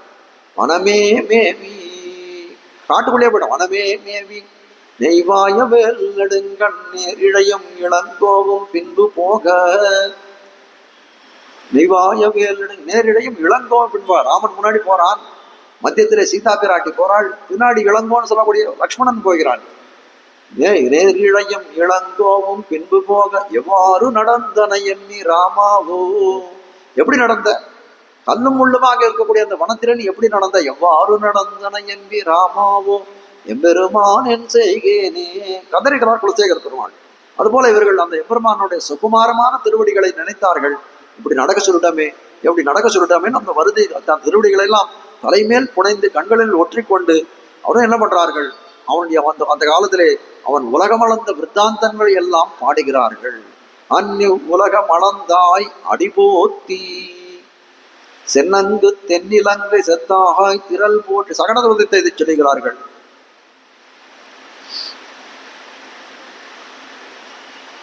அதனால காட்ட வந்த விஷயம் என்ன அப்படின்னா, அந்த உலகத்தை அளந்தானே அந்த திருவடிக்கு ஒரு பல்லாண்டு, சகடாசுரனை ஒழித்தானே அந்த திருவடிக்கு ஒரு பல்லாண்டு, இந்த திருவடிகளுக்கு எந்த விதமான தீங்கும் நேராது இருக்க வேண்டும் என்று மங்களாசாசனம் செய்கிறார்கள் இந்த பாட்டினாலே என்று காட்டுகிறார்கள். ஆனால் மங்களாசாசனம் பண்ணக்கூடியவன் யாருக்கு பண்ணுகிறார்கள், மங்களாசாசனம் சொல்லக்கூடியது அவாப்த சமஸ்த காமனாய் இருக்கக்கூடிய எம்பெருமானுக்கு பண்ணுகிறார்கள், ஜெகத் ரக்ஷகனாய் இருக்கக்கூடிய பெருமாளுக்கு பண்ணுகிறார்கள் தெரிவிக்கிறார்கள். அவாப்த சமஸ்த காமன் அப்படின்னா எல்லாம் நிறைந்தவனாய் இருக்கக்கூடியவன், நம்ம கொடுத்து அவனுக்கு ஒன்றும் அறிய போறதில்லை, எல்லாம் நிறைந்தவன் குறையற்றவனாக இருக்கக்கூடியவன், அவனுக்கு பாடுகிறார்கள். அவனுக்கு என்னன்னு பாடலான்னு பாடுறது கேட்டுகிறார்கள். எல்லாரையும் காக்கக்கூடியவனா இருக்கான், ஜெகத் ரட்சகனா இருக்கான். அவனுக்கு நம்ம என்ன பண்ணலான்ட்டு பாடுறது? அவனை கண்டால் என்ன பண்ணோம்? நமக்கு நன்மைகளை பிரார்த்திக்கிறது போய் இவர்கள் என்ன பண்றாரு? அவனிடத்திலே மங்களங்களை பிரார்த்திக்கிறார்களே, அது பொருந்துமான்னு கேட்டுக்கிறார்கள். அதான் தெரிவிக்கிறார்கள். எம்பெருமானுடைய திருவருளால் கிடைத்தது பக்தி. அந்த பக்தியாலே பரவச நிலையை அடைகிறார்கள். அப்போ என்ன ஆகுதுன்னா, அந்த எம்பெருமானுடைய ரட்சகத்துவத்தை மறக்கிறார்கள், அவனுடைய குணங்களை மறக்கிறார்கள். பகவானுக்கு குறை ஒன்றும் இல்லை, அந்த அது குறை ஒன்றும் இல்லை என்றது அறிந்திருந்தாலும் என்ன பண்றார்கள்? நமக்கு அவனுக்கு மங்களாசாசனம் பண்றது தான் நமக்கு கர்த்தவியம் என்று நினைக்கிறார்கள். அப்போ அந்த நினைவு சரியாக மங்களாசாசனம் பண்ணணும் என்று நினைக்கக்கூடிய நினைவு சரியாக பொருந்துகிறது என்று காட்டுகிறார்கள். அதனால இவர்கள் தங்களுடைய நன்மையை மறக்கிறார்கள், எம்பெருமானுடைய நன்மையை பிரார்த்திக்கிறார்கள் என்று காட்டக்கூடியது. ராமபிரானுக்கு எப்பேற்பட்டவன்? ஸ்ரீமன் நாராயணனுடைய அவதாரமாக வந்து பிறக்கிறான் ராமன் சொல்லக்கூடியவன். அவன் எப்படி பண்றான்? அவன் பல பேரையே ரட்சித்து அவன் புகழ் பெற்றவன். எவ்வளவு பேரை ரட்சித்திருக்கான்? நாடகத்துல போனக்கூடிய காலத்திலே குகனை ரட்சித்தான், சுக்ரீவனை ரட்சித்தான், விபீஷனை ரட்சித்தான், பல பேர்களை ரட்சித்திருக்கான், காகாசுரனை ரட்சித்தான். அப்படி எல்லாரையும் ரட்சித்து புகழ் பெற்றவன். அவனுக்கு நேரக்கூடிய வந்து இதுக்கெல்லாம் ஒரு இடர்களுக்கெல்லாம் என்ன பண்றார்? அயோத்தியிலே இருக்கக்கூடியவர்கள் சர்வான் தேவான் நமஸ்யந்தி என்று சொல்லும்படியாய் எல்லாரையும் காக்கக்கூடிய ராமனுக்கே இவனுக்கு எந்த இன்னல்களும் நேரக்கூடாதுன்னு அவனுக்கு கீழ்ப்பட்ட தேவதைகள் தரத்தில் எல்லாம் போய் வேண்டிக் கொண்டார்கள் அயோத்தியில் பிரஜைகள் காட்டுகிறார்கள். அப்போ எவ்வளவு காட்ட வந்த விஷயம் பரசுராம பங்கம். பரசுராம வந்து என்ன பண்றான்? ராமனை வந்து சண்டை போடுறதுக்கு வரான். கோக்குல மன்னரை மூவழுகால் ஒரு கூர் மழுவால் போக்கிய தேவன் என்று தெரிவிக்கிறார் அமுதன். 21 தலைமுறை சுத்திரிய வம்சத்தை பூண்டோது அழிப்பேன் அப்படின்ற ஒரு இதுவோட வந்து விரதத்தோட வரக்கூடியவன். பரசுராமனை பங்கம் பண்ணணும், அவன் ராமனை ஒழிக்க கட்டணும்னு வரக்கூடிய காலத்திலே தசரத மகாராஜன் அதை பார்த்த உடனே அப்படியே அலமந்து போகிறான். ராமனுக்கு என்ன ஆபத்து வருமோ என்று நினைக்கக்கூடியவனாய் இருக்கிறான். ஆனால் எப்படிப்பட்டவன்? ராமனுடைய பராக்கிரமம் தெரிந்தவன் தானே. விஸ்வாமித்திரர் அவருடைய சபைக்கு வந்து தெரிவிக்கிறார், அகம் வேத்மி மகாத்மானம் ராமம் சத்திய பராக்கிரமம் என்று தெரிவிக்கிறார். எனக்கு தெரியும் ராமன் சொல்லக்கூடிய சத்திய பராக்கிரமம் நிறைந்தவன் என்று தெரிவிக்கிறார். அதே மாதிரி அதுக்கு அனுகுணமா ராமன் வந்து அந்த விஸ்வாமித்திரரோடு சென்ற காலத்திலே சுபாகு தாடகை போன்றவர்கள் எல்லாம் ஒழித்து கட்டினான். அந்த மாரீஜன் சொல்லக்கூடிய அம்பாலை அடித்து எங்கேயோ தூரத்தில் கொண்டு போய் தள்ளினான். பெரிய சக்தி வாய்ந்த ராட்சசர்கள் வசூல் ராட்சசர்கள்லாம் ஒழித்தானே. அப்படி இருக்கக்கூடிய காலத்துல ராமனுடைய வந்து என்ன சொல்றது, வந்து வீரியத்தை சௌரியத்தை தெரிந்தவனாகத்தானே இருக்கிறான். அது மட்டும் இல்ல, மிதிலா தேசத்திலே போனான். அவ்விடத்திலே இருக்கக்கூடிய வந்து அந்த சிவதனுசை எடுத்து நான் ஏற்றி சீத்தை விவாகம் புரிந்து கொண்டிருக்கிறான். இதெல்லாம் ஒரு சக்தி யுக்தன் பண்ணக்கூடிய காரியமா, சக்தி இல்லாதவன் பண்ணக்கூடிய காரியமா? அப்போ வந்து தெரிஞ்சுக்கூடிய என்னன்னா, அந்த ஒரு அம்பெருமான் திறத்திலே அன்பாலே மயங்கி போனான். தசரதன் நேர போய் வந்து பரசுராமன் காலிலே விழுந்தான். என் குழந்தைகளை விட்டுவிடுன்னு சொல்லிக்கிறான். அதெல்லாம் ஒன்றும் நடக்கல.